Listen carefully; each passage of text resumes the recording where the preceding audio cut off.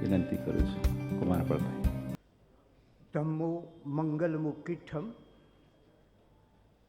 અહિંસા સંયમોતવ દેવાવીતમ નમન સંતિ જસ ધમ્મે સાયામણો. આ એ ધર્મની વાત છે કે જ્યાં દેવો પણ તમને નમે છે જો આપણામાં અહિંસા સંયમ અને તપનો પ્રાદુર્ભાવ હોય તો.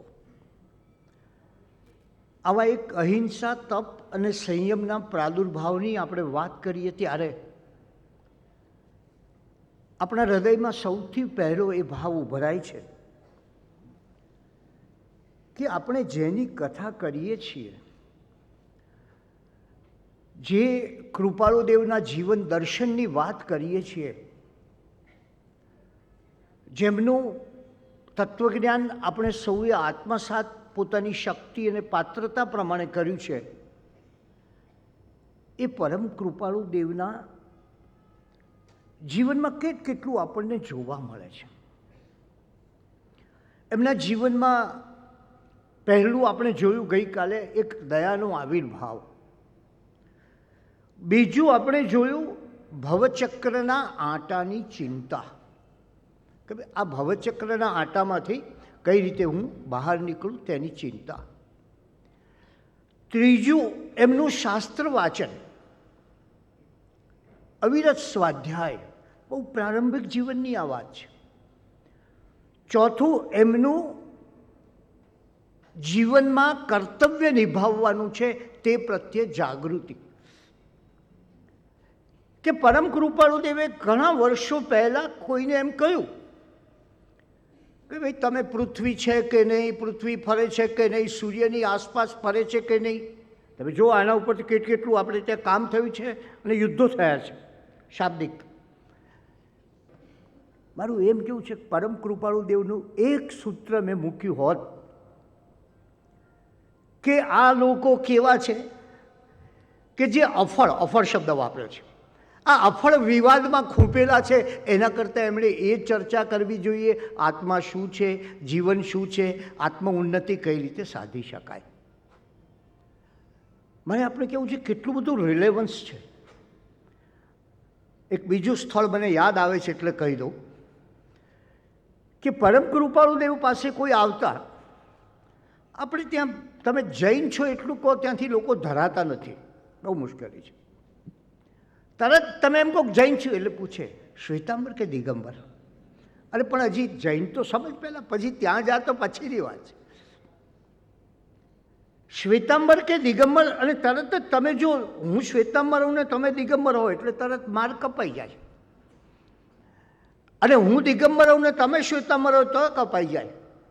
શ્વેતાંબરોમાં તો એવી પણ વ્યવસ્થા છે કે તમે આના માનો છો તો તમારા માર્ગ કપાઈ જાય, આ સાધુને માનો છો તો રે, આમાં જતા રહે. બધું આપણે સૌ જાણીએ છીએ. મારે કહેવું છે કે કેમ આપણે પરમ કૃપાળુદેવ જેવી સરસ મજાની ઐતિહાસિક દલીલો કરીને શ્વેતાંબર અને દિગંબરને ભેગા રાખતા હતા એવું આપણે ન કરી શક્યા. આપ વિચારો, આ બધા પ્રબુદ્ધજનો છે ત્યારે આ વિચારવાની જરૂર છે કે આ સંદેશો કેટલો મહાન હતો એમનો. એમ કે એમને કોઈ પૂછવા આવતા તો એમને એવી એક ઐતિહાસિક વિગતોથી સમજાવતા કે બંનેને સંતોષ થાય. અને છેલ્લે એમ થાય કે આપણે હવે જૈનત્વનો વિચાર કરવો, શ્વેતાંબરત્વ કે દિગંબરત્વનો નહીં. આપણે એ વિચાર કરીએ કે આ પરમ કૃપાળુ દેવને જ્યારે સ્મરણ કરીએ ત્યારે એમની અવધાન શક્તિ, તમે વિચાર કરો કેટલી એકાગ્રતા હશે. અને જરાક એક રેફરન્સ લો તમે કે 1893માં મહુવાના વીરચંદ રાઘવજી ગાંધી ગયા અમેરિકા, 400થી વધારે પ્રવચનો આપ્યા અને એ પ્રવચનોમાં એમણે 8 પ્રવચન કોન્સન્ટ્રેશન પર આપ્યા, એકાગ્રતા પર આપ્યા. અને જ્યારે કોઈએ એમને પૂછ્યું 1893માં કે તમારે ત્યાં લોકોમાં સ્મૃતિ બહુ ભારતના લોકોમાં હોય છે ખરી, ક્વેશ્ચન પૂછ્યો, પ્રશ્ન પૂછ્યો. અને તમને જાણીને આશ્ચર્ય થશે કે વીરચંદ રાઘવજી ગાંધીએ એમ કહ્યું કે અમારે ત્યાં કલિકાલ સર્વજ્ઞ હેમચંદ્રાચાર્ય મહારાજ થયા, જે 40 માણસો બેઠા હોય. આપ સૌ જાણો છો, પહેલા માણસને પહેલા ગ્રંથની પહેલી લીટી લખાવે, બીજાને બીજા ગ્રંથની પહેલી લખાવે, અને એવી રીતે એક સાથે 40 ગ્રંથોનું સર્જન કર્યું. એમણે ગટુલાલજી મહારાજની વાત કરી, જે પોતે પ્રજ્ઞાચક્ષુ હતા અને બહુ જ્ઞાની હતા. અને વીરચંદ ગાંધીએ 1893માં અમેરિકાના લોકોને અમારી સ્મૃતિ શક્તિ શું છે એનું ત્રીજું ઉદાહરણ એ આપ્યું. હાલ અમારે ત્યાં એક કવિ રાયચંદભાઈ છે, એમની પાસે અદ્ભુત સ્મૃતિ શક્તિ છે અને શતાવધાન કરે છે.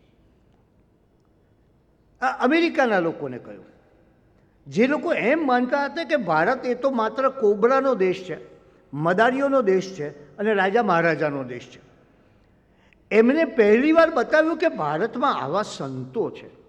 અને એટલે જ જ્યારે આવા સંતોનો વિચાર કરીએ ત્યારે આપણને લાગે કે કેટલી અપાર શક્તિઓ શ્રીમદ રાજચંદ્રજીમાં હતી. અને એ મોક્ષમાળાનું સર્જન, અને એ પછી થોડાક મહિના પહેલાં 1940માં વિક્રમ સંવત એમના અવધાનના પ્રયોગોનો પ્રારંભ થાય છે. 16મા વર્ષે મોરબી આવ્યા, અને મોરબી આવ્યા એ સમયે એક ઉપાશ્રયમાં અષ્ટાવધાન 8 અવધાનનો એમણે પ્રયોગ કર્યો. એમની અસાધારણ શક્તિ, ગ્રહણ શક્તિ, તેજસ્વી શક્તિ, આ બધું જોઈને બધાને બહુ આનંદ થયો. અને બીજા દિવસે મોરબીના વસંત બાગમાં કેટલાક નવા નવા વિષયો લઈને પેલા જે અષ્ટાવધાન કરેલા, પહેલાં શંકરલાલ શાસ્ત્રીએ કર્યા, પછી પોતે કર્યા, એને ઝાંખા પાડી દે એવા અષ્ટાવધાન કર્યા. આખા મોરબી ગામમાં આ વાત પહોંચી એટલે બીજે દિવસે ઉપાશ્રયમાં 2000 લોકો એકઠા થયા અને એના તરફ 12 અવધાનનો એક પ્રયોગ કૃપાળુદેવે કરી બતાવ્યો. અત્યાર સુધી એક કવિ તરીકે, એક શાસ્ત્રજ્ઞ તરીકે, એક જ્ઞાની તરીકે શ્રીમદ રાજચંદ્રજીની ખ્યાતિ આ પંથકમાં હતી. હવે જે ખ્યાતિ થાય છે એ એમની અદ્ભુત સ્મરણ શક્તિમાં લોકોની વાત થવા માંડે લોકોમાં. અને લોકો બધા કહે છે કે જામનગરમાં વિદ્વાનો સમક્ષ 12 અવધાન કર્યા, 16 અવધાન કર્યા, અને એમની શક્તિ જોઈને કોઈએ એમને ત્યાં જામનગરમાં હિન્દના હીરાનું બિરુદ આપ્યું. વઢવાણમાં એક કર્નલ H.L. નટ નામના અંગ્રેજ અધિકારીની ઉપસ્થિતિમાં રાજ રજવાડાઓની સાથે 2000 લોકોની સાથે એમણે 16 અવધાન કરી બતાવ્યા. અસાધારણ શક્તિ જ્યારે એક જે દિશામાં વહે એ દિશામાં હંમેશા ઉત્તુંગ શિખરો સર કરતી હોય છે. અનેક સામયિકોમાં એની વાત થઈ. બોટાદમાં વળી પાછા 52 અવધાન કર્યા. અને આ 52 અવધાન એટલે સામાન્ય રીતે આપણે અવધાન એટલે એમ મને કે એક પ્રશ્ન પૂછો, બીજો પૂછો, ત્રીજો પૂછો, અને હું પછી આપને એના ક્રમસર એનો ઉત્તર આપું, એ અવધાન કહેવાય. પણ કૃપાળુદેવના અવધાનમાં એવું હતું કે 3 જણા સાથે એક સાથે ચોપાટ રમતા, ગંજીપો રમતા, મનમાં સરવાળા, બાદબાકી, ગુણાકાર, ભાગાકાર કરતા. તમે એક કાવ્યની પંક્તિ આપો તો એ આખું કાવ્ય રચીને આપતા એના ઉત્તરમાં. એ પંક્તિ જ કહેતા એવું નહીં, આપણે ખ્યાલ આવે છે ને, હું કહું છું આખું કાવ્ય એના વિશે. વૃક્ષ હોય તો વૃક્ષના વિશેની એક પંક્તિ તમે આપી હોય તો એ વૃક્ષનું આખું કાવ્ય તમને લખીને કહી દેતા. આવી જે શક્તિ હતી નવા નવા વિષયોમાં. કોઈ એમ કે આ શિખરીણી છંદમાં આની રચના કરો, કોઈ કે વસંત તિલકામાં કરો, તો એ છંદમાં એ કાવ્યો પ્રગટ થતા. એટલે અવધાનમાં ખૂબી એ હતી કે એમને તમે કોઈ પણ ભાષાના શબ્દો પૂછો, 16 ભાષાના શબ્દો, તો એ 16 ભાષાના શબ્દો એ બરાબર કરતા, કર્મ સહિત અનુક્રમ વગરના 400 શબ્દને એ ગોઠવી આપતા. એટલે એમાં 16 ભાષાની અંદર ઉર્દૂ પણ હોય, બંગાળી પણ હોય, મરાઠી પણ હોય, એક જમાનામાં જાડેજી નામની ભાષા હતી એ પણ હોય, સંસ્કૃત, પ્રાકૃત, અરબી, લેટિન, આ બધી ભાષા હોય. આવી એમની શક્તિ હતી. અને એક વિદ્વાને એમની શક્તિની ગણતરી કરતાં નોંધ કરી, સ્મૃતિ શક્તિની, યાદ શક્તિની નોંધ કરી કે 1 કલાકમાં તેઓ 500 શ્લોક સ્મરણમાં રાખી શકે એવી એમની સ્મૃતિ શક્તિ છે. 1943માં વિક્રમ સંવત મુંબઈમાં એમનો શતાવધાનનો પ્રયોગ થયો ફરામજી કાવસજી ઇન્સ્ટિટ્યૂટમાં, અને 100 અવધાનની એમની શક્તિ ઝળહળી ઉઠી. 19 વર્ષના કૃપાળુદેવ, વિચાર કરો, વવાણિયાથી આવેલી વ્યક્તિ અને અહીંયા આવ્યા પછી આવી એક અવધાન કરી, અને એ અવધાન પાછું કોણ? ડૉક્ટર પીટરસન અને મુંબઈ હાઈકોર્ટના ન્યાયમૂર્તિ સર ચાર્લ્સ સાર્જન્ટ, આ બધાએ જોયા અને બધા સ્તબ્ધ થઈ ગયા. આ શક્તિનું રહસ્ય શું? આપણને રહસ્યમાં રસ એ માટે હોય કે આપણે મેળવી લઈએ, એમ આ મૂળ વસ્તુ આવે એમાં. આ શક્તિનું રહસ્ય શું? અને પરમ કૃપાળુ દેવે આનો જે ઉત્તર આપ્યો છે, હું એમ કહું છું કે એ દરેક જગ્યાએ મઢાવીને રાખવા જેવો છે. અદ્ભુત ઉત્તર આપ્યો.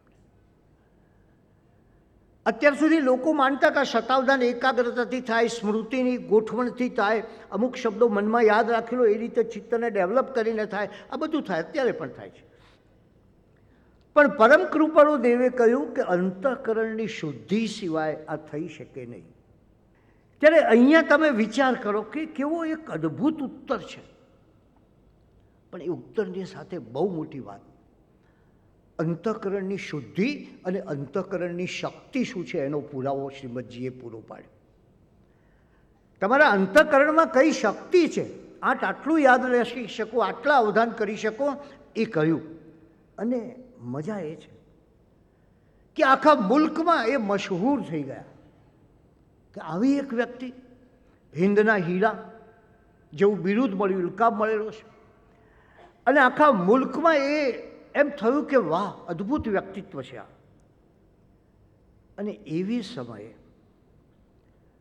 પરમ કૃપાળુદેવ ને પેલો ઇંગ્લેન્ડનો ન્યાયમૂર્તિ સર ચાર્લ્સ સાર્જન્ટ એમ કહે છે કે તમે ઇંગ્લેન્ડમાં આવો, ઇંગ્લેન્ડના લોકો તમારી યોગ્ય પ્રશંસા કરશે, તમને યોગ્ય તમારી શક્તિનો આદર કરશે. કવિત્વ શક્તિ હતી અદ્ભુત, અવધાન શક્તિ હતી એટલી જ, સ્મરણ શક્તિ હતી. આંખે પાટા બાંધ્યા હોય ને હાથથી પુસ્તક સ્પર્શે તો પુસ્તક શું છે એના વિશે વાત કરી શકતા. માત્ર સ્પર્શથી આમ સ્પર્શ કરે ને પુસ્તકોના નામ ક્રમબદ્ધ રીતે બોલી શકતા. આ નાની વયની શક્તિઓ છે. રસોઈને ચાખ્યા વિના એમાં મીઠું વધારે છે કે ઓછું એ પણ જાણી શકતા. અને એવા કૃપાળુદેવનો યશોગાન ગાતી હતી આખી માનવ મેદની. અદ્ભુત કર્યું, અદ્ભુત થયું. અને ત્યારે એ યશોગાન ગાતી માનવ મેદની વખતે શ્રીમદજીની કઈ પરિસ્થિતિ હશે? તમે વિચાર કરો કે જ્યારે મેદની આટલા બધા યશોગાન કરતી હતી ત્યારે કૃપાળુદેવ શું કરતા હશે? કલ્પના કરો. ભાઈ કલ્પના પણ ના કરશો, હું તમને વાસ્તવિકતા કહું. અડોલ ઊભા હતા, પહેલી વાત. ગાંભીર્ય ધારણ કરીને ઊભા હતા. જો સામાન્ય ને અસામાન્ય વચ્ચે એકલો આગળ અ જ વધે છે, પણ એ અ બહુ મહત્વનો છે. ગાંભીર્ય ધારણ કરેલું, સૌમ્ય મુદ્રા, આસપાસની માનવ મેદનીને નિહાળતા હતા. અને આ બધી ઘટનાઓથી પોતે અલિપ્ત હોય એમ, પોતે અલિપ્ત હોય એમ આ સઘળી ઘટનાને નિહાળતા હતા. તમે કલ્પના કરો, એક આવો 21 વર્ષનો યુવાન, એને આટલી બધી પ્રશંસા થતી હોય. અરે અંગ્રેજ લોકો પ્રશંસા કરતા હોય, બીજો ઠીક, અને એ પણ અંગ્રેજ ન્યાયમૂર્તિ, મુખ્ય ન્યાયમૂર્તિ.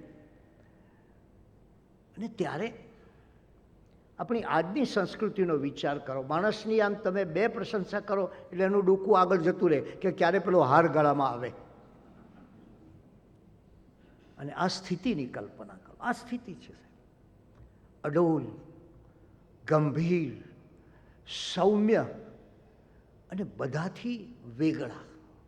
કૃપાળુદેવના જીવનમાં આપણે પદે પદે જોવા મળશે એ અંતર્મુખતા.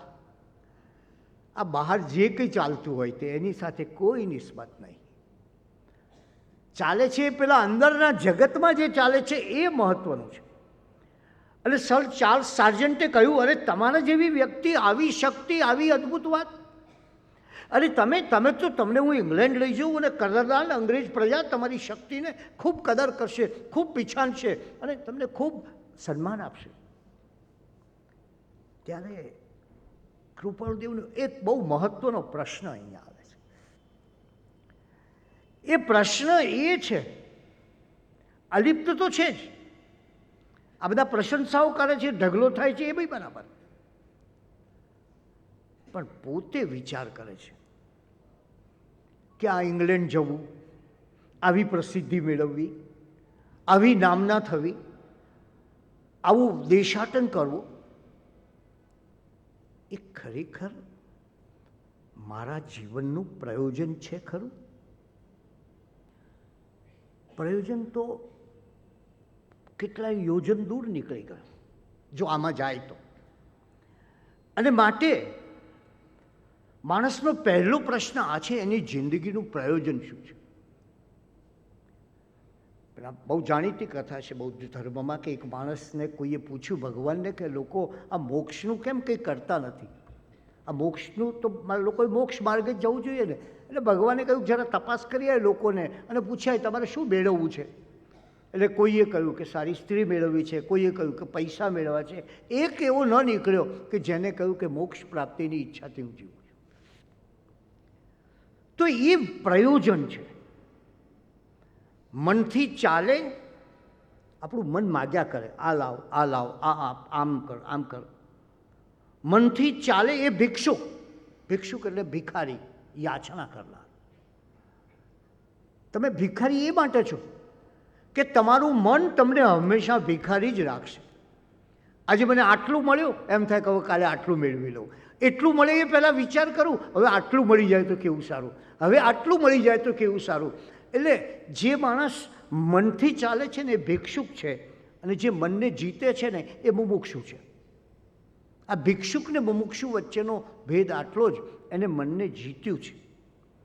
પણ વિચાર કરો, આટલી અપાર નામના, આવી અદ્ભુત સમૃદ્ધિની વાત પ્રાપ્તિ થાય, આવી મહત્તા, આટલી ઝડપી ખ્યાતિ.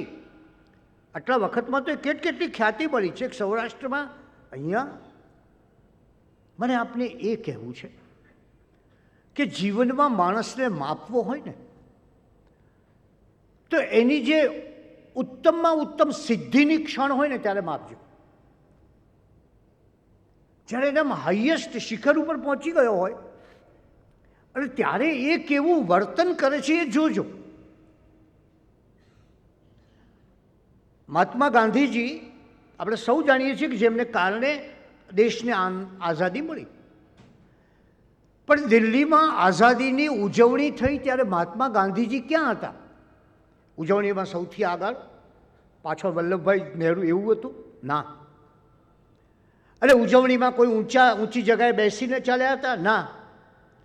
જ્યારે આખો દેશ મહાત્મા ગાંધીજીએ અપાવેલી આઝાદીની ઉજવણી કરતો હતો ત્યારે મહાત્મા ગાંધીજી કલકત્તાના એક મહોલ્લામાં એક મુસ્લિમ કુટુંબને એના દિલના જખમ રૂચવવા માટે એની સાથે બેઠા હતા.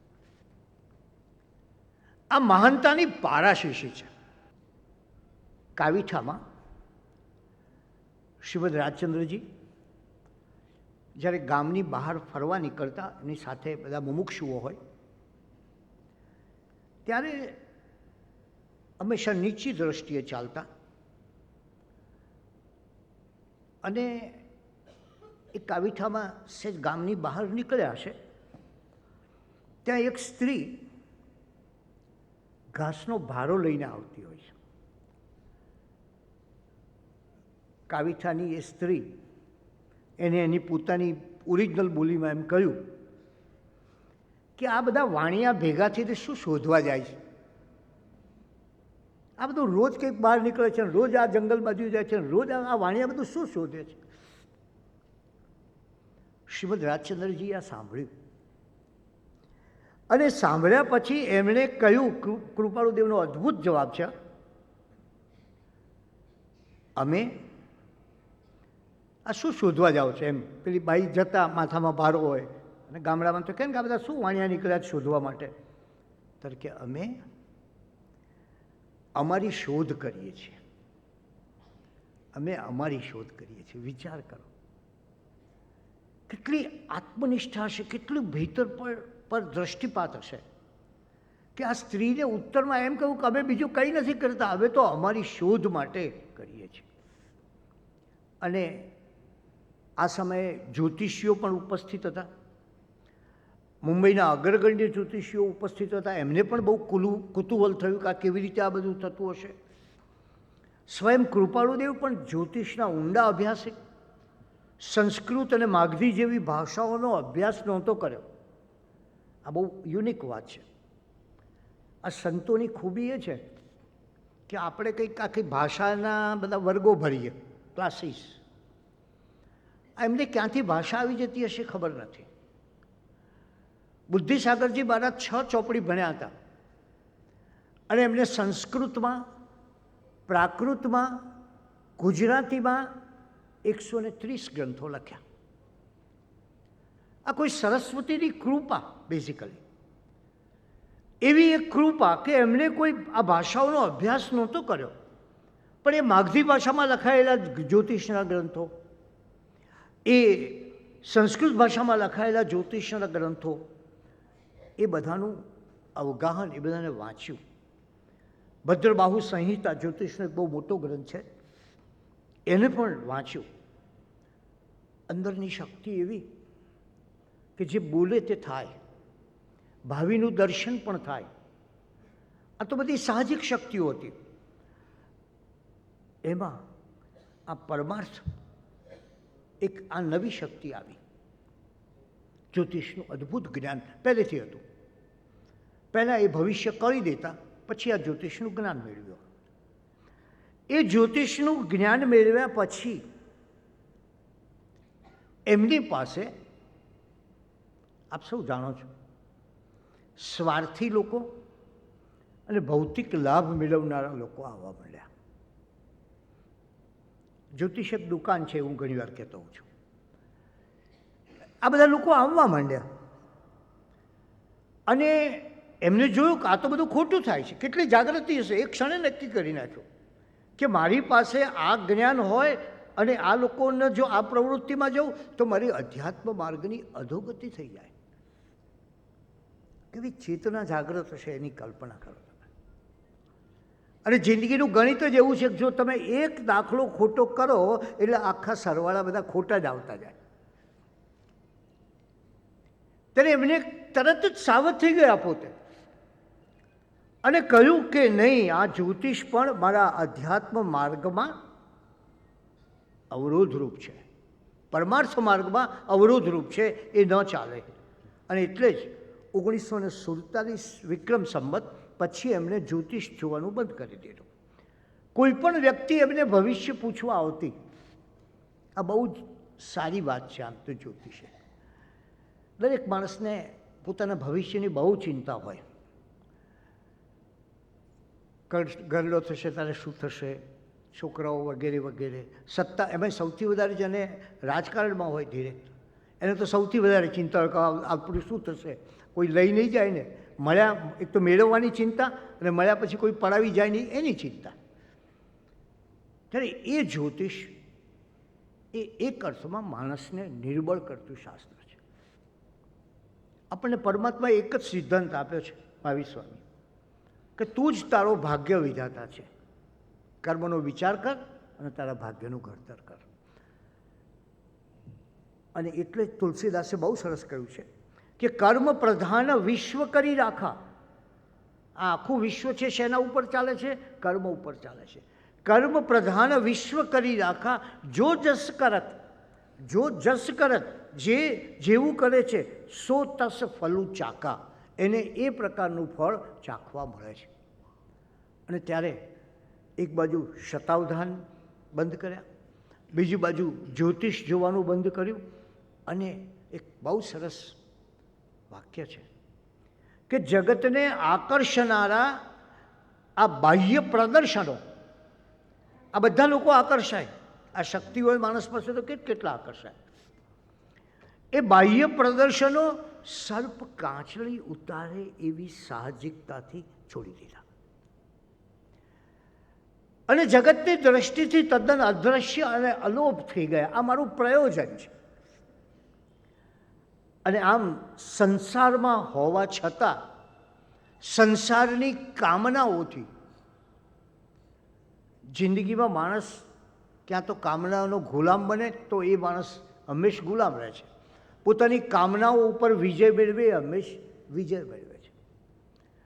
અને ત્યારે એ સાંસારિક કીર્તિ કામના તરફ જલકમલવત, જળમાં જેમ કમળ છે અને જળથી લેપાતું નથી એમ આ કશાથી એ લેપાતા નથી. વિચાર કરો, આપણે એ કરવો છે કે ઘણીવાર લોકો એક શબ્દ વાપરે છે ભાવસ્થિતિ. એક ભાઈએ વ્યવહારના લોકોને પૂછ્યું ભાવસ્થિતિ શું છે, એટલે કહે છે કે હમણાં શેર બજાર જરા ધીમું છે. એ એમ સમજો કે આ શેર બજારના ભાવની વાત થાય છે. પણ એ ભાવમાં જ્યારે સ્વભાવ ભૂલાય ને ત્યારે આ ઘટના બનતી હોય છે. અને તેથી સૌથી પહેલી વાત છે કે વ્યક્તિ કઈ રીતે પોતાની સિદ્ધિ અને પ્રયોજનને સમજે છે. એક જ આશય છે પરમ કૃપાળુદેવનો, બસ કઈ વસ્તુથી પરમાર્થ લાભ થાય, આ શબ્દ છે. બીજો કોઈ લાભ નહીં, એ પરમાર્થ લાભ થાય. અને એને કારણે ઘણીવાર તો એવું બનતું કે જ્યોતિષ બંધ કર્યું. પછી એમના બાળપણના એક સાથી વવાણિયાના પોપટલાલભાઈ દેસાઈ, એ પોપટલાલભાઈ દેસાઈને કૃપાળુદેવ વવાણિયા સમાચાર કહેતા. પેલા ગામના બધા સમાચાર મળી જાય ને, કેટલાક લોકો પાસે બધા હોય ન્યૂઝ, એ ન્યૂઝ વવાણિયા સમાચાર કહેતા. એ પોપટલાલભાઈ આવ્યા ને એમણે કહ્યું કે હું તો તમારો બાળપણનો સ્નેહી ને તમે મને મારું ભવિષ્ય કહો. ત્યારે કૃપાળુદેવે એને ના પાડી કે હવે નહીં, હવે તો માત્ર એક પરમાર્થનું જ રટણ. અને એમાં ભર્તૃહરિ, વૈરાગ્યની પરંપરાકાષ્ઠા આપણને ભર્તૃહરિમાં જોવા મળે.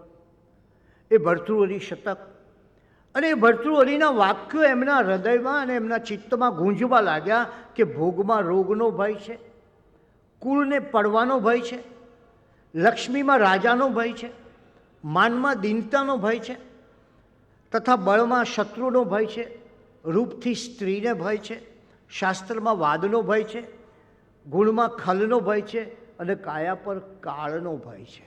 કાયા શરીર ઉપર કાળ વેરાયેલો છે. ત્યારે કઈ વસ્તુ છે? આ બધી જ વસ્તુઓ જગતની એ સર્વ ભયવાળી છે. અને પછી એક ભર્તૃહરિ હોય, વૈરાગ્ય આવે જ, માત્ર વૈરાગ્ય જ અભય છે. નદી પાસે જાઓ તો તમને નિર્મળતા મળે, ફૂલ પાસે જાઓ તો તમને કોમળતા મળે. ગુણોનો યાચક થઈ હું સદગુરુ પાસે ગયો, ગુણોનો યાચક થઈ હું સદગુરુ પાસે ગયો. કહેવાની જરૂરત નથી કે મુમુક્ષુતા મળે. કૃપાળુદેવના જીવનમાં શરૂઆતથી જે ધારા ચાલે છે એ માતૃ પ્રેમની ધારા ચાલે છે. હું હમણાં વિચાર કરતો હતો કે આ કૃપાળુદેવ જેવી વ્યક્તિનો જન્મ કઈ રીતે થઈ શકે, કેવા માતા પિતા હશે, વિચાર કરો. એ સમયના બધા રેફરન્સ એમ કહે છે કે બહુ જ ભલા અને ભોળા હતા. દેવમાં અને રવજીભાઈ. અને એક જગ્યાએ એમ લખ્યું છે કે રવજીભાઈએ જ્યારે છપ્પનિયો દુકાળ આવ્યો ત્યારે, બહુ કાળમો દુકાળ હતો, ખેડૂતોને મદદ કરી અને ઠેર ઠેરથી વિના મૂલ્યે મદદ કરી. એટલે આ કરુણા, સેવા, આનું ફળ જો કોઈ હોય તો એ આવા ઉજાળનારી વ્યક્તિઓ હશે એમ કલ્પી શકાય. અને ત્યારે આપણે સૌ જાણીએ છીએ જૈન સંસ્કૃતિનો પાયો જ હોય તો એ માતૃ પ્રેમ છે. મરુદેવા માતા આપ સૌ જાણો છો, કેવળ જ્ઞાન પામનાર ભગવાન ઋષભદેવ પહેલાં કેવળ જ્ઞાન પામ્યા. કલિકાલ સર્વજ્ઞ હેમચંદ્રાચાર્ય, એની માતા પાહિણી, પોતાની માતા ગઈ ત્યારે એમણે જઈ અને એમ કહ્યું કે હું 1 કરોડ નવકાર મંત્ર અને 3 લાખ શ્લોક રચવાનું પુણ્ય આપું છું. આવો પ્રચંડ વિદ્વાન પોતાની માતાના અંતિમ સમયે જાય છે. આ બહુ મોટી વાત છે જે શંકરાચાર્ય ગયા હતા. ત્રિશલા માતા, અરે હઝરત મોહમ્મદ પૈગંબરે લખ્યું છે કે તારું બહિષ્ટ, બહિષ્ટ એટલે સ્વર્ગ, તારું બહિષ્ટ તારી માતાના ચરણોમાં છે. ગાંધીજીને પુતળીબાઈ, હેલન કેલર, આમાં અનેકના નામ આપણે આપી શકીએ. અને ચીનનો એક બહુ મોટો દાર્શનિક છે કોન્ફ્યુશિયસ. એ કોન્ફ્યુશિયસે લખ્યું છે કે હું મારી માતાનું પ્રતિબિંબ છું. કોઈ પણ વ્યક્તિ એના પિતાનું પ્રતિબિંબ હોતી નથી, એની માતાનું પ્રતિબિંબ હોય છે. જરાક ઝીણવટથી જોશો તો ખ્યાલ આવે. અને ત્યારે એવી એક માતા, કદાચ આજે સૌથી મોટી ક્રાઇસિસ આ છે. ગઈકાલે જ દીનાબેને કહ્યું હતું કે હવે આ બધા કુટુંબો, સંયુક્ત કુટુંબો વિભક્ત થતા જાય છે, નવા પ્રશ્નો થશે. અને એટલે જ એકવાર એવું બન્યું કે 3 સંતાનોની માતાને એના એક પુત્રએ કહ્યું કે માં, અમે 3 ભાઈઓએ તને બહુ જાળવીને રાખવાનું નક્કી કર્યું છે. પેલું બાગબાન સિનેમા આપને યાદ આવે કદાચ, બહુ જ જાળવીને રાખવાની છે તને. 3 છીએ, વધારે હોત તો નો પ્રોબ્લેમ, પણ 3 જ છીએ એટલે દરેકના ભાગમાં 2-2 દિવસ આવે. 7મા દિવસનો પ્રોબ્લેમ છે કે 7મા દિવસે માં તને કોણ રાખે, એનો એક પ્રશ્ન છે. શું કરવું એ માએ કહ્યું બિચારીએ કે એક માના નાના ઘરમાં 3 સંતાન રહી શકે છે, પણ 3 સંતાનોના પોતાના બંગલામાં એક માને રાખી શકતા નથી, ખરું ને? માના આ શબ્દો સાંભળતા દીકરાઓને સ્ટ્રેસ થયો. સ્ટ્રેસ થયો, એમને ટેન્શન થયું, જરા ગુસ્સો થયો. અને મા ઉપર ગુસ્સો કરીને કહ્યું, તે અમને બહુ મોટા કરે, એનો ઉપકાર કર્યો, બરાબર છે ને? અમને મોટા કરે એ તારો મોટો ઉપકાર છે, બરાબર છે. Than I will pay you back, હું તારો ઉપકાર તને પાછો વાળી દઉં, વળતર. બસ બોલ, મારી પાછળ તે કેટલો ખર્ચ કર્યો એની વિગત આપતું. માને કહે છે હું તને પાઈ ચૂકવી દઈશ, 1 પાઈ બાકી નહીં રાખો. બોલ, મારા શિક્ષણ પાછળ કેટલો ખર્ચ થયો એ તે કે મને ભણાવ્યો, અમે એને જમાડ્યો, રોજ જમાડ્યો તો રોજનું 1 ટંકના 300 રૂપિયા એ રીતે કેટલા થાય, બધો હિસાબ ગણીને કે. એટલે માએ કહ્યું કે બેટા, માની મમતાનું ક્યારેય કોઈ ગણિત ન હોય, એ કંઈ ગણિત ન થાય એનું, એની લાગણીના સરવાળા બાદબાકી ન થાય. આ માની મમતા છે. પણ છતાં તારી ઈચ્છા છે ને તો લખાવું, લખ.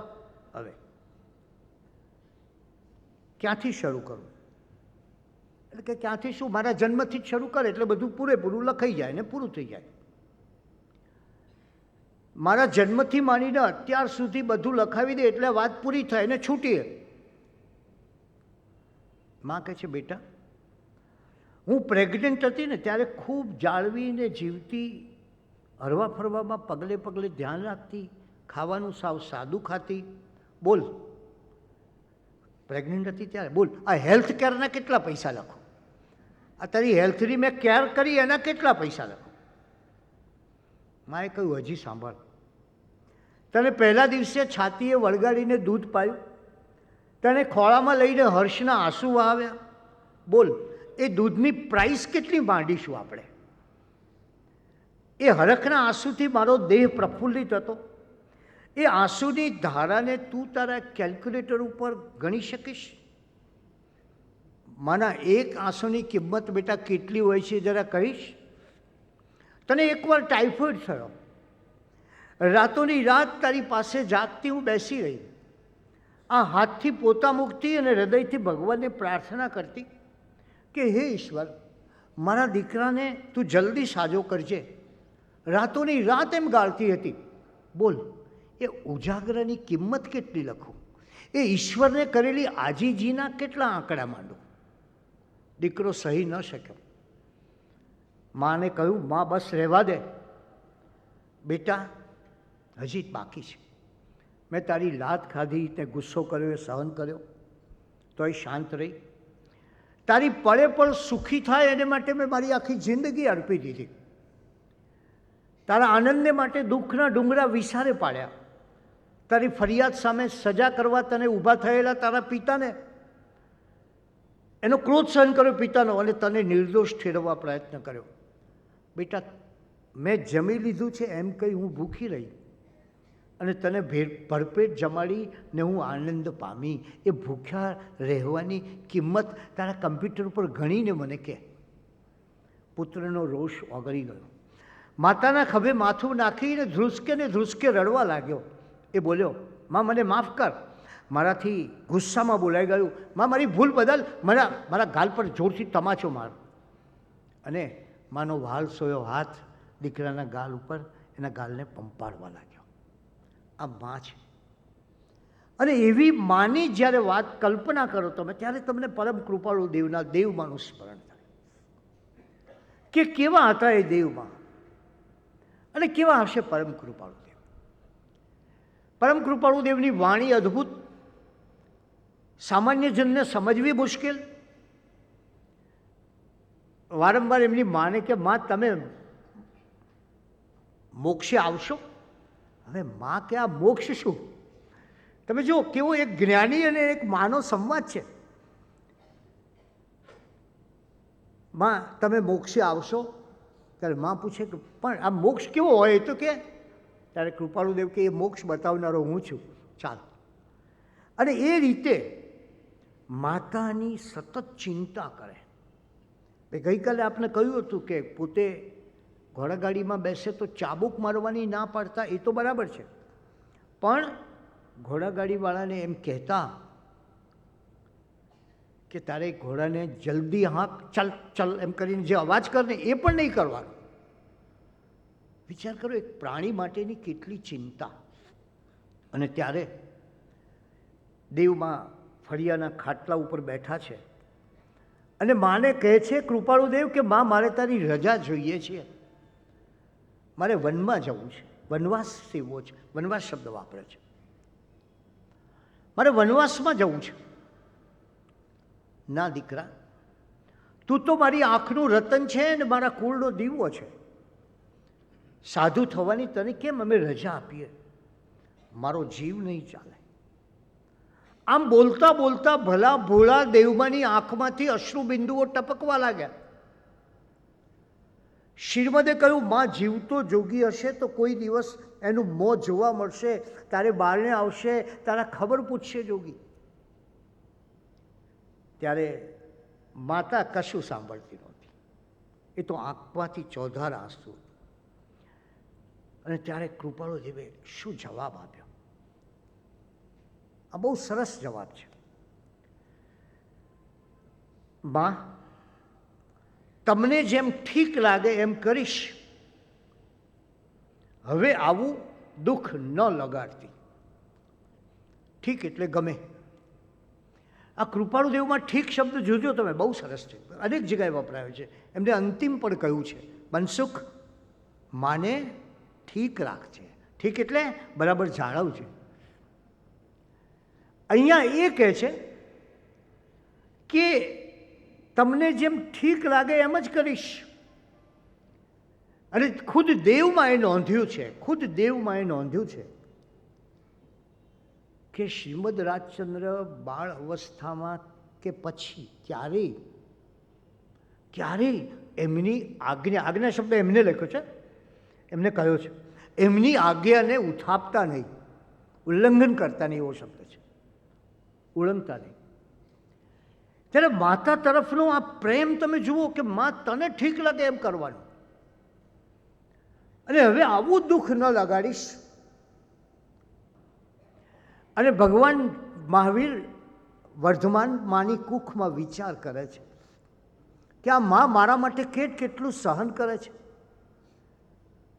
હું આમ ગર્ભમાં છું, સહેજ હલન ચલન કરું અને મારે કેટલી બધી વેદના થાય છે. આ મારા લીધે માં ખાઈ શકતી નથી, પી શકતી નથી, ઊંઘી શકતી નથી. કુમાર વર્ધમાનનો ગર્ભમાં રહેલો આત્મા વિચાર કરે છે. એના કરતાં આ માને જરા સુખ ઉપજે તે માટે થોડી વાર કુમાર વર્ધમાનનો એ ગર્ભ નક્કી કરે છે જરા શાંત થઈ જવું, હલનચલન ન કરું પેટમાં. અને ગર્ભ શાંત થતાં જ રાણી ત્રિશલા વ્યાકુળ થઈ જાય છે, વિલાપ કરવા લાગે છે. રાય સિદ્ધાર્થને બોલાવે છે, અરે શું થયું, મારા ઉદરમાં રહેલા ગર્ભને શું થયું, કેમ શાંત થઈ ગયો, શું થયું? દોડધામ મચી જાય છે. અને ત્યારે ગર્ભમાં રહેલા વર્ધમાન વિચારે છે, વાહ માતા વાહ, તે હજી મને જોયો નથી. હા, હું દેખાવડો છું કે નથી દેખાવડો એની તને ખબર નથી. હું પુરુષ છું કે સ્ત્રી એની એ ખબર નથી. હું રૂડો છું કે નથી રૂડો એની એ ખબર નથી. અને છતાં તને આટલી વેદના થાય છે. માં, હું તો માનતો હતો કે હું શાંત રહીશ, તને અમૃત જેવું લાગશે, પણ જેને મેં અમૃત માર્યું હતું એ તો ઝેર નીકળ્યું. અને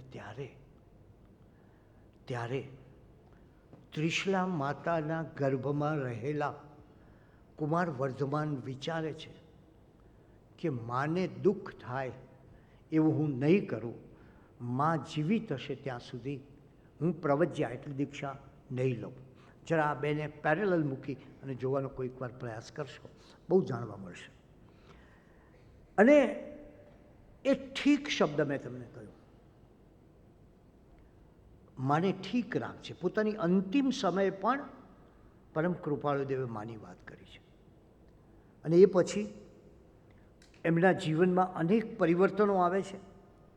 એમની શક્તિઓ, એક પુસ્તકનું એક પાનું વાંચે ને આખું પુસ્તક આવડી જાય, આખું પુસ્તક યાદ રહી જાય. અને ત્યાં એમના જીવનમાં લગ્નની ઘટના આવે છે. એક સંસારથી સર્વથા ઉદાસીન થતા પણ વચન રાખવા માટે હૃદયમાં પણ વૈરાગ્યનો રંગ લાગેલો. પણ એમ થયું કે લગ્ન સંબંધી જે મિતિ રાખી છે એ મિતિ પ્રમાણે લગ્ન કરવા એવું એમણે નક્કી કર્યું.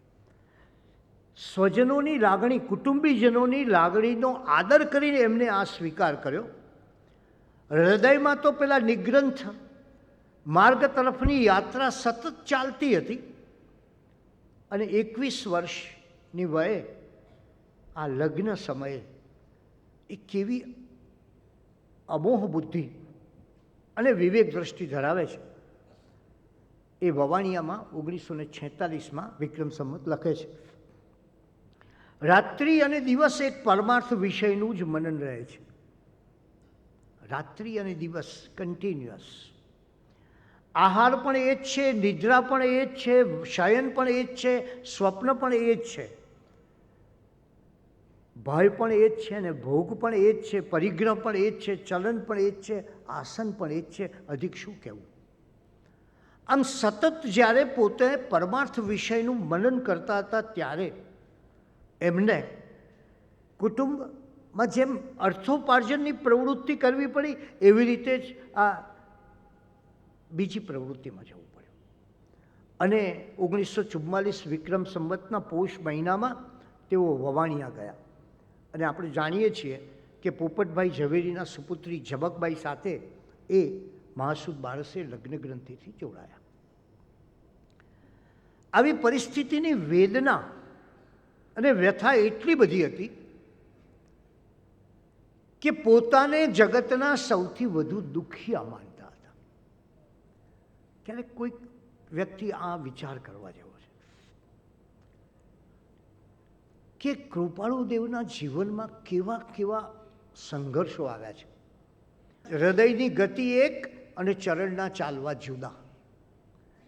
હૃદય આ તરફ જતું હોય અને ચાલવાનું આ બાજુ પડે, અને ત્યારે જે સંઘર્ષ થાય, ત્યારે જે ઘમસાણ થાય, ત્યારે જે મડાગાંઠ ઊભી થાય મનમાં, એનો ક્યારેક વિચાર કરીએ તો આપણને ખબર પડે કે પૂર્વ કર્મના લીધે સંસાર સુખ પ્રત્યે ઉદાસીન હોવા છતાં તે ભોગવવું પડતું હતું.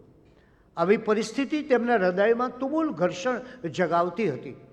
એમની વ્યથા અને વેદના એટલી બધી હતી અને એ વ્યથા કે વેદનાને સમજનારું કોઈ સ્વજન આસપાસ નહોતું. તો એટલે એમને સર્વ ખેદ પોતાના હૃદયમાં, બધું દુઃખ પોતાના હૃદયમાં સમાવવું પડે છે. તેઓ લખે છે, અહો કર્મની કેવી વિચિત્ર બંધ સ્થિતિ છે, જેને સ્વપ્ને પણ ઈચ્છતો નથી, જે માટે પરમ શોક થાય છે, તેમાં જ અગાંભીર્ય દશાથી પ્રવર્તવું પડે છે. ઈચ્છા નથી અને છતાં પ્રવર્તવું પડે છે. અને એવી જ બીજી એક ઘટના, અને એમના પુત્રી જવલબેને એક જગ્યાએ લખ્યું છે કે એ આ સંસારમાં હતા, પણ એકવાર એમની માતાએ એમ કહેલું કે શ્રીમદજી એ તો એમનું સમગ્ર જીવન સાધુ જેવું છે, એટલે સંસારમાં પણ સાધુતાથી એમને જીવન કાઢ્યું. બીજી બાજુ બીજો પ્રશ્ન એ આર્થિક ઉપાર્જનનો.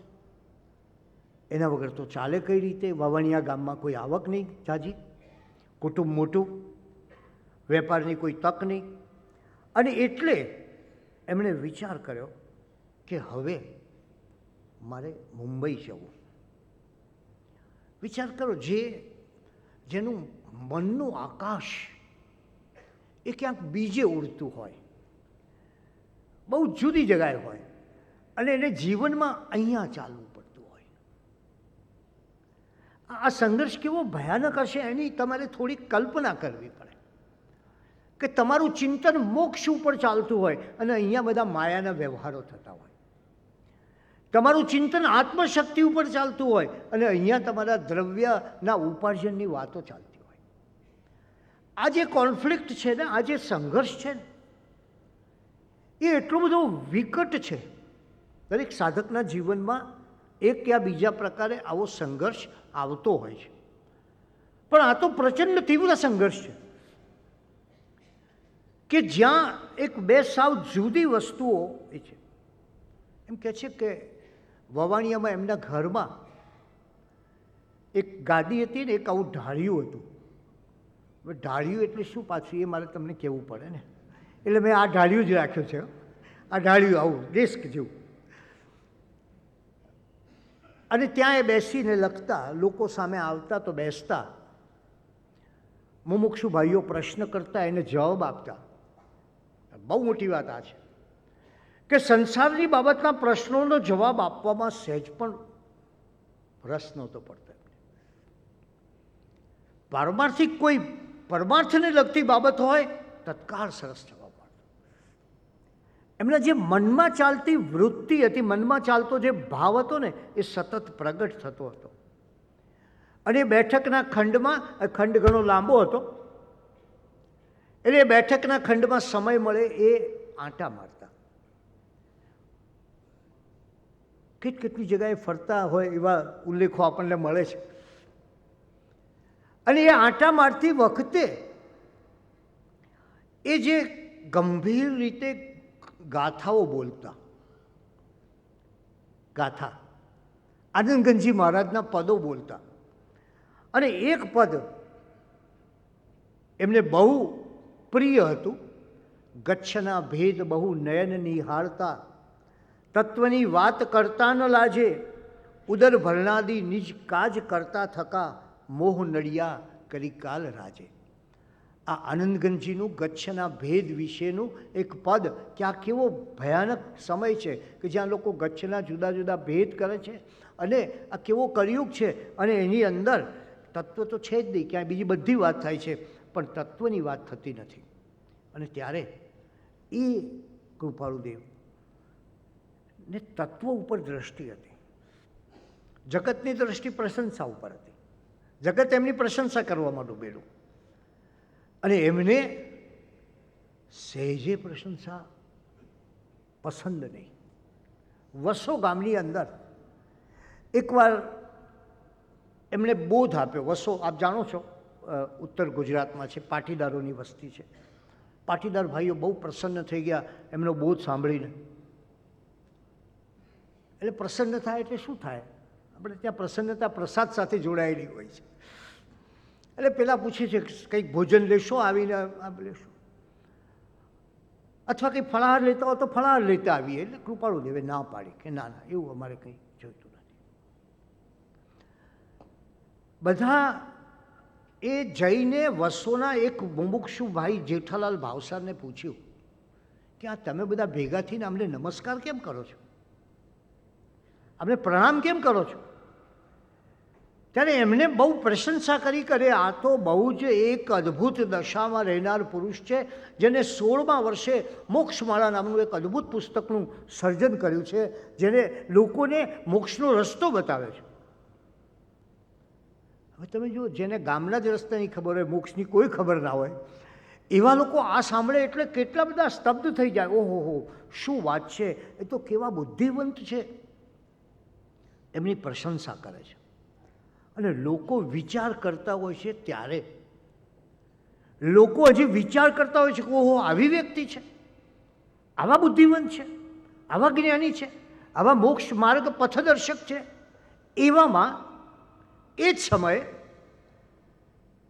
શ્રીમદ રાજચંદ્રનો સંદેશો આવે છે કે લોકોમાં આવી પ્રશંસાની વાત તમે કહો તે અમારી આજ્ઞા નથી, અમારે પ્રશંસા કરાવવી નથી ને અમારે પૂજાવવું નથી. આ શ્રીમદ રાજચંદ્ર અમને જાણ થઈ અને પછી તરત જ એને કહેવડાવ્યું કે અમારે આવી પ્રશંસા જોઈતી નથી કે અમારે આ જગતમાં ક્યાંય પૂજાવવું નથી. આવી એ દ્રષ્ટિ હતી. અને એટલે જ જગત આખું કંઈ લેવાને માટે પ્રવૃત્તિ કરે છે, પરંતુ અમે પૂર્વભાવનું દેણું દેવાને માટે આ વ્યવસાય કરતા હોઈએ એમ લાગે છે. આ વેપાર કશુંક પૂર્વભાવનું ચૂકવવાનું બાકી રહી ગયું હશે, બાકી અમારી ગતિ તો પેલી જ છે.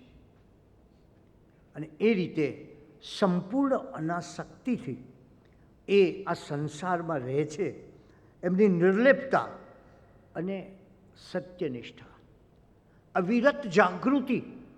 એમને લખ્યું છે કે એ સત્ય કાજે, ઉમાશંકરભાઈએ બહુ સરસ લખ્યું છે રેલિયા, કે એ સત્ય કાજે ન ઘડીએ જંપવું, સત્યને માટે એક મિનિટ પણ અટકવું નહીં, જ્વાળામુખીના મુખમાં પ્રવેશવું. જ્વાળામુખીઓ એના મુખમાં જરૂર પડે તો સત્યને માટે પ્રવેશજો. ખૂંદી રણો, રણ ખૂંદવા પડે તો ખૂંદજો. ભેદી વનો વિહામણા, ભયાનક રણ ભેદવા પડે તો ભેદજો. ઠંડોળવા ઉન્નત શૃંગ અદ્રીનો, પણ સત્યના ઊંચા શિખરે જવા માટે તમારે સતત પ્રયત્નશીલ રહેવું. એવી એક સત્યનિષ્ઠા આ વિપરીત સંયોગોમાં પણ એમના જીવનમાં જોવા મળે છે. અને એટલે જ એ જમાનામાં કહેવાતી મોહમયી મુંબઈ નગરી, હવે કહેવાય છે કે નહીં બહુ ખ્યાલ નથી મને, પણ મોહમયી અમે લખાડ આગળ વિશેષણ જ આવે કે ક્યાં ગયા છે તો કે મોહમયી મુંબઈ નગરી. એ મોહમયી મુંબઈ નગરીમાં કૃપાળુદેવ એક અમોહ સ્વરૂપે રહી શક્યા, એનું કારણ એમના હૃદયમાં વહેતું આ વૈરાગ્યનું ઝરણું છે. અને એટલે જ જાણે આપણને એમ લાગે કે અનંતકાળના અનંત પ્રપંચોનું દહન કરી અને ભગવાનને ભજીને આ ભયનો અંત આણતા હોય એ રીતે એમનું જીવન ગાળતા હોય છે. શુભ શીતળતા મય છાય રહી, મન વાંછિત જ્યાં ફળ પંક્તિ કહી, જેન ભક્તિ ગ્રહો તરુ કલ્પય, ભજીને ભગવંત ભવંત લહો, ભજને ભગવંત ભવંત લહો. નિજ આત્મ સ્વરૂપ મોતા પ્રગટે, મન તાપ ઉતાપ તમામ મટે. અતિ નિરજરતા વણધામ ગ્રહો, ભજીને ભગવંત ભવંત લહો. સમભાવી સદા પરિણામ થશે, જડમન દયથો ગતિ જન્મ જશે. શુભ મંગળ આ પરિપૂર્ણ જગો, ભજીને ભગવંત ભવ અંત લહો. શુભ ભાવ વડે મન શુદ્ધ કરો. નવકાર મહાપદ ને સમરો. ઓમ નમો અરિહંતાણમ. ઓમ નમો સિદ્ધાણમ. ઓમ નમો આયર્યાણમ. ઓમ નમો વચ્છાયાણમ. નમો લોયે સવસાણમ. એસો પંચન મોકારો. સવ પાવપણાસણો. મંગલાણં ચ સવેસે. પરમં હવૈ મંગલમ. શુભ ભાવ વડે મન શુદ્ધ કરો. નવકાર મહાપદને સમરો. નહીં એહ સમાન સુમંત્ર કહો. હો ભજને ભગવંત ભવ અંત લહો. કરક્ષો ક્ષય કેવળ રાગ કથા. ધરશો શુભ તત્વ સ્વરૂપ યથા. કરશો ક્ષય કેવળ રાગ કથા. ધરશો શુભ તત્વ સ્વરૂપ યથા. નૃપચંદ્ર પ્રપંચ અનંત દહો. નૃપચંદ્ર પ્રપંચ અનંત દહો. ભજને ભગવંત ભવ અંત લહો. ભજને ભગવંત ભવંત લહો. ભજને ભગવંત ભવંત લહો. ભજને ભગવંત ભવંત લહો. ભજને ભગવંત ભવંત લહો. ભજને ભગવંત ભવંત લહો.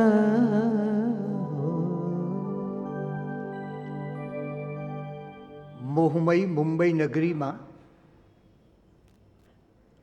શ્રીમદ રાજચંદ્રજી આવ્યા અને જાણે આપણને એક એવો અનુભવ થાય કે મોહના મહેલમાં રહીને એમણે મોહને જ પરાજિત કર્યો. જગતને જે મોહમય નગરી લાગતી હતી એને શ્રીમદ રાજચંદ્રજીએ એકવાર એમ કહ્યું કે આ નગરી તો મને સ્મશાન ભૂમિ ભાસે છે. એક સ્થૂળ નજર અને એક સૂક્ષ્મ નજર એનો ભેદ આમાં પ્રગટ થાય છે. સ્થૂળ નજર એ જગતની ઝાકમઝોળ જોતી હોય છે અને સૂક્ષ્મ નજર એ ઝાકમઝોળની પાછળ રહેલો ખાલીપો જોતી હોય છે.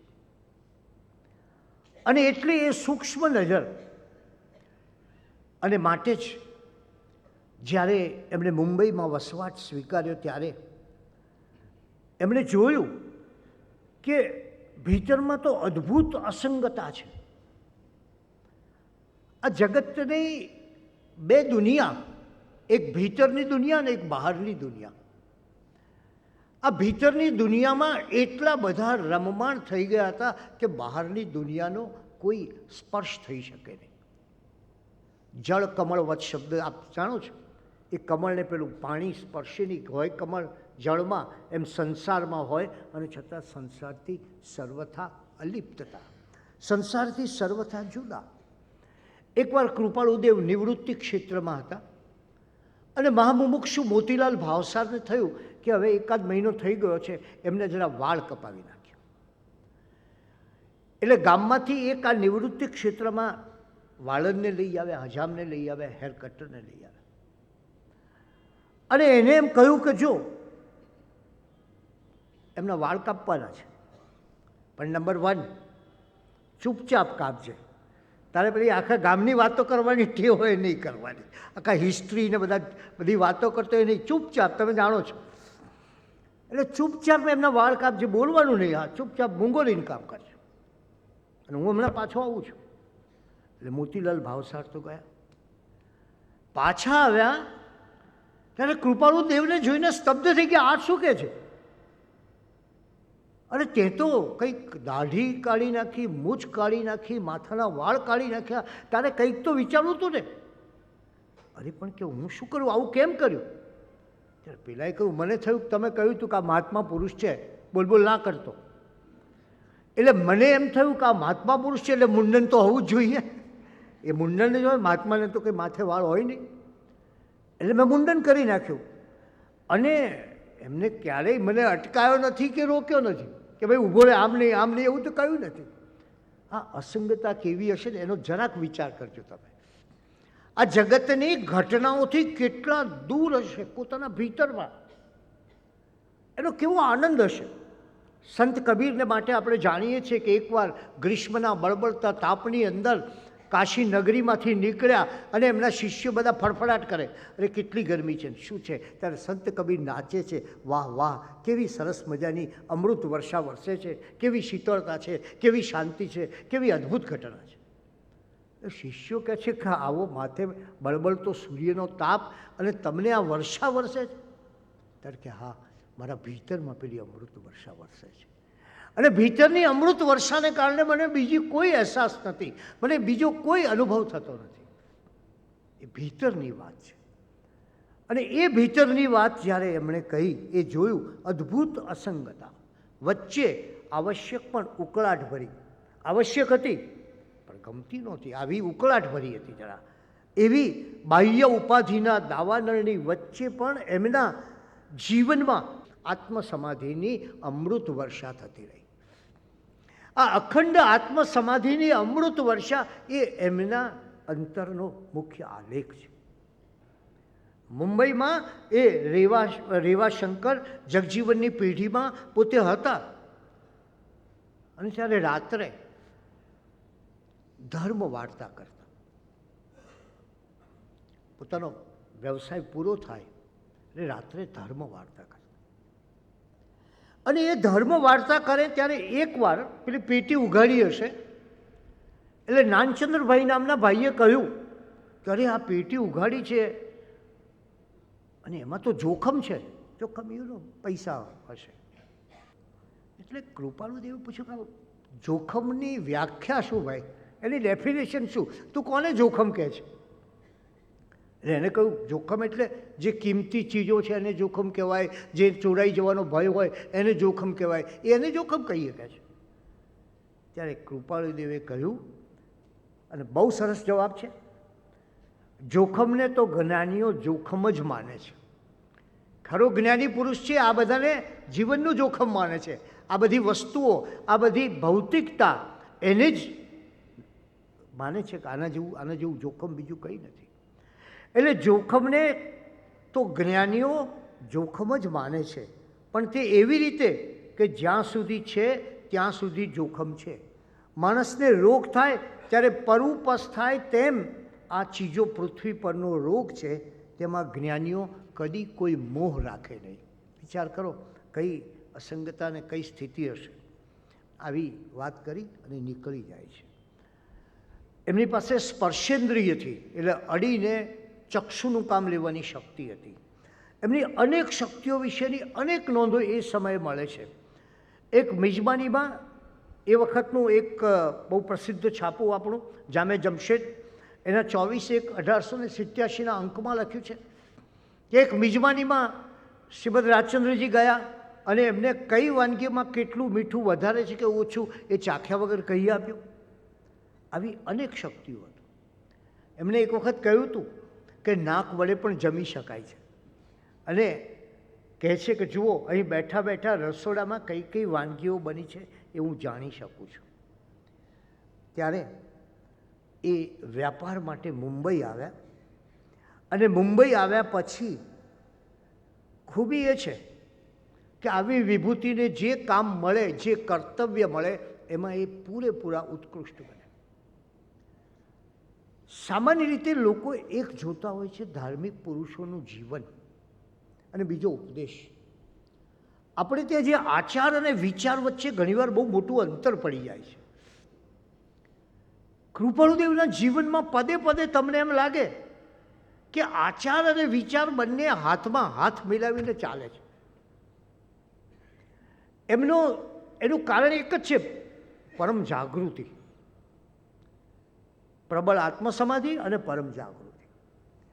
અને એટલે એમના નાનામાં નાના વ્યવહારના વર્તનો કહું છું આપણે, એની પાછળથી પણ તમને એમના આત્માના આકાશનો અનુભવ થશે.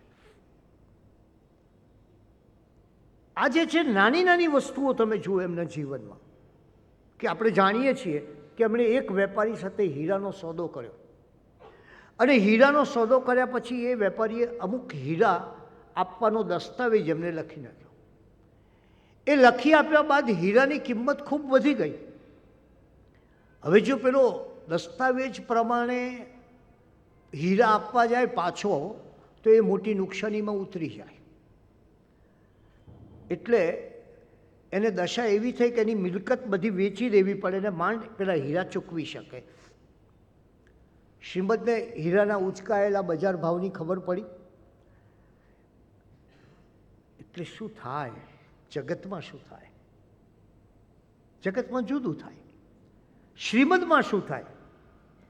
શ્રીમદ પોતે સ્વયં, તમે જુઓ આ આચરણનો મહિમા છે. મારે તમને એ કહેવું છે, દ્રષ્ટિપૂતમ પદે જ્ઞાસમ, દ્રષ્ટિને પવિત્ર કરીને જીવનમાં એક એક એક એક પગલું ભરવું. તે એ પોતે સામે ચાલીને એને મળવા જાય છે. હવે શું થાય પેલા વેપારીની દશા, એ તમે વિચાર કરો. પેલો ગભરાઈ ગયો, એના છક્કા છૂટી ગયા, આવી બન્યું, હવે તો મારે આપવા પડશે હીરા, બધું ખોવું પડશે અને રસ્તા પર આવી જઈશ. એટલે એમને જોતા એ કંઈ બોલે ને એ પહેલાં જ આજીજીને કાકડુદી કરવા લાગ્યો કે આપણી સાથે કરેલા સોદાથી હું બહુ મૂંઝવણમાં છું, ચિંતામાં પડી ગયો છું, પણ ચિંતા ન કરશો, હું આજના બજાર ભાવે આપનો સોદો ચૂકવી દઈશ, ગમે તે થાય તોય ચૂકવી દઈશ. શ્રીમદજીએ કહ્યું, જો ભાઈ, તને આ સોદાની ચિંતા થાય છે, તો સોદો તો મેં કર્યો છે ને તારી સાથે, મને ચિંતા થવી જોઈએ ને, મને ચિંતા થાય છે. જેવી તને ચિંતા છે એવી જ મને ચિંતા છે. અને ચિંતાનું કારણ શું છે? કારણ એક જ છે કે આપણે આ દસ્તાવેજમાં લખ્યું છે તારે મને આટલું આપવાનું, હીરા આપવાના. તો ચાલ પેલું ચિંતાનું કારણ છે ને એ આ દસ્તાવેજ છે ને એને જ ફાડી નાખ્યા. અને એમણે આ દસ્તાવેજ ફાડી નાખ્યો અને કહ્યું કે હું તારી સ્થિતિ સારી રીતે સમજી શકું છું.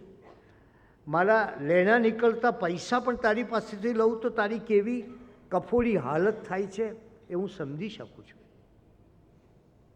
કઈ હાઈટ છે જુઓ તમે, વ્યવહારમાં હાઈટ છે, આધ્યાત્મની હાઈટ તો જુદી વાત છે, પણ વ્યવહારમાં કેવું વર્તન છે એની કલ્પના કરો તમે.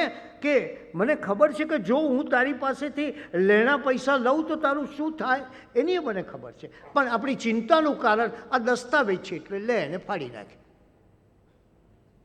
કારણ એટલું જ, રાયચંદ દૂધ પી શકે છે, કોઈનું લોહી પી શકતો નથી. આ ભવ્યતાનો વિચાર કરો તમે જીવનની. જીવનના પ્રત્યેક પ્રસંગે માણસનું કેવું આચરણ છે ને એ પહેલી વાત છે.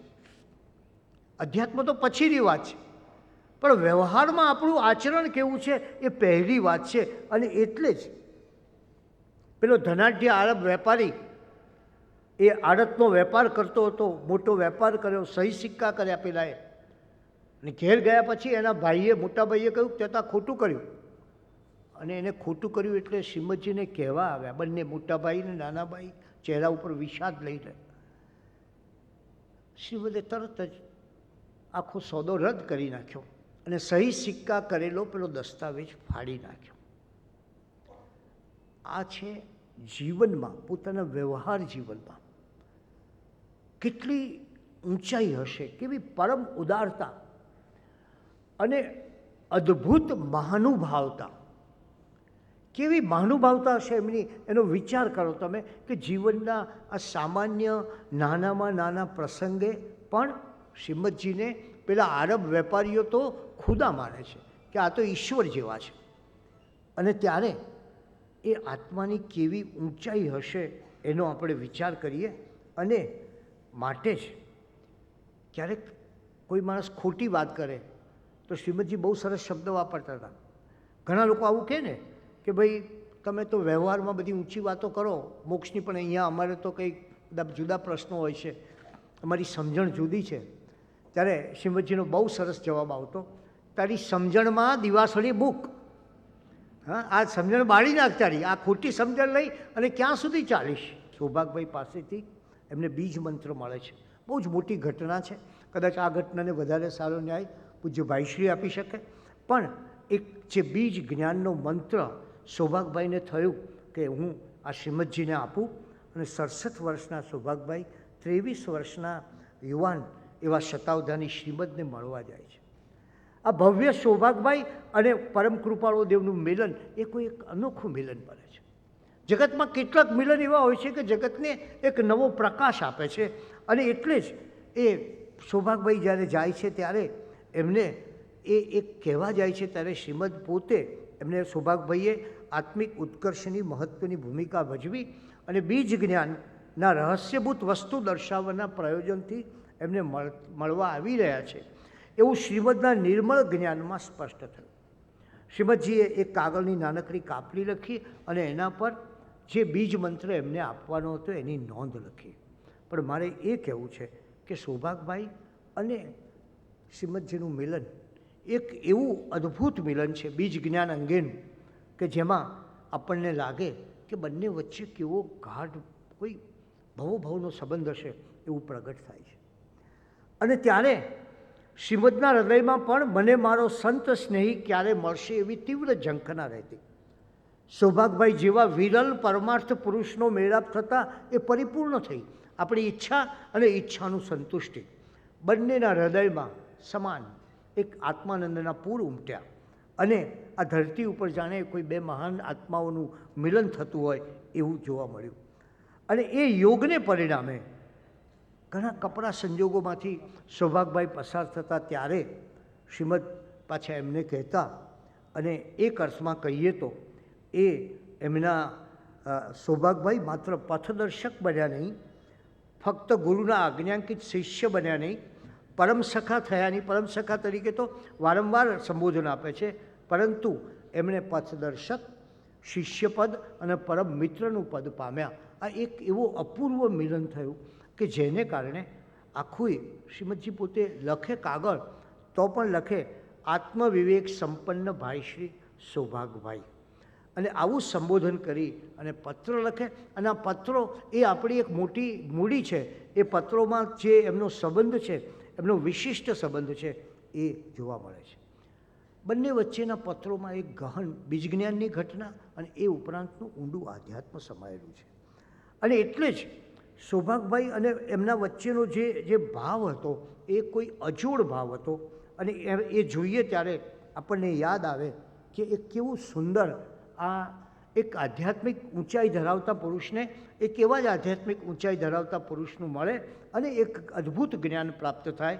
અને ત્યારે એમ લાગે કે એ ગાનને અથવા એ ઘટનાને આપણે કોઈ કાવ્યમાં જોઈએ ત્યારે એમ થાય કે કેવી અદ્ભુત ઘટના એ સમયે બની છે. યમ સંજમ આપકિયો પુનિત્યાગ બિરાગ અથાગલયો વનવાસ લિયો મુખ મૌન રહ્યો દ્રઢ આસન પદ્મ લગાય દિયો મન પૌન નિરોધ સ્વબોધ કિયો હઠ જોગ પ્રયોગ સુતાર ભયો જપ ભેદ જપે તપ ત્યોહિ તપે से ही उदासी लही सब पे, सब शास्त्र के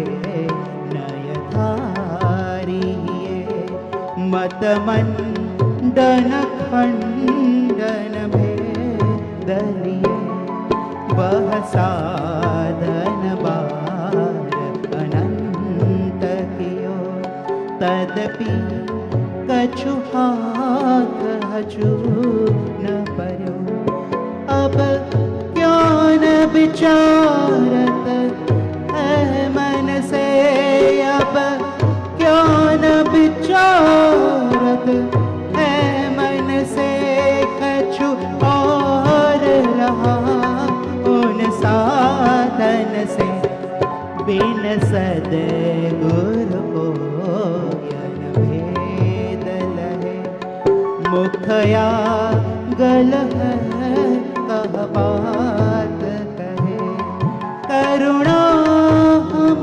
पावत है तुम की, वह बात रही सुगुरु कम की, वह बात रही सुगुरु कम की, पल में प्रगटे मुख आगल से, जब सद्गुरु चरण सुप्रेम बसे, तन से मन से धन से सबसे, तन से मन से धन से सबसे, तन से मन से धन से सबसे, गुरुदेव किया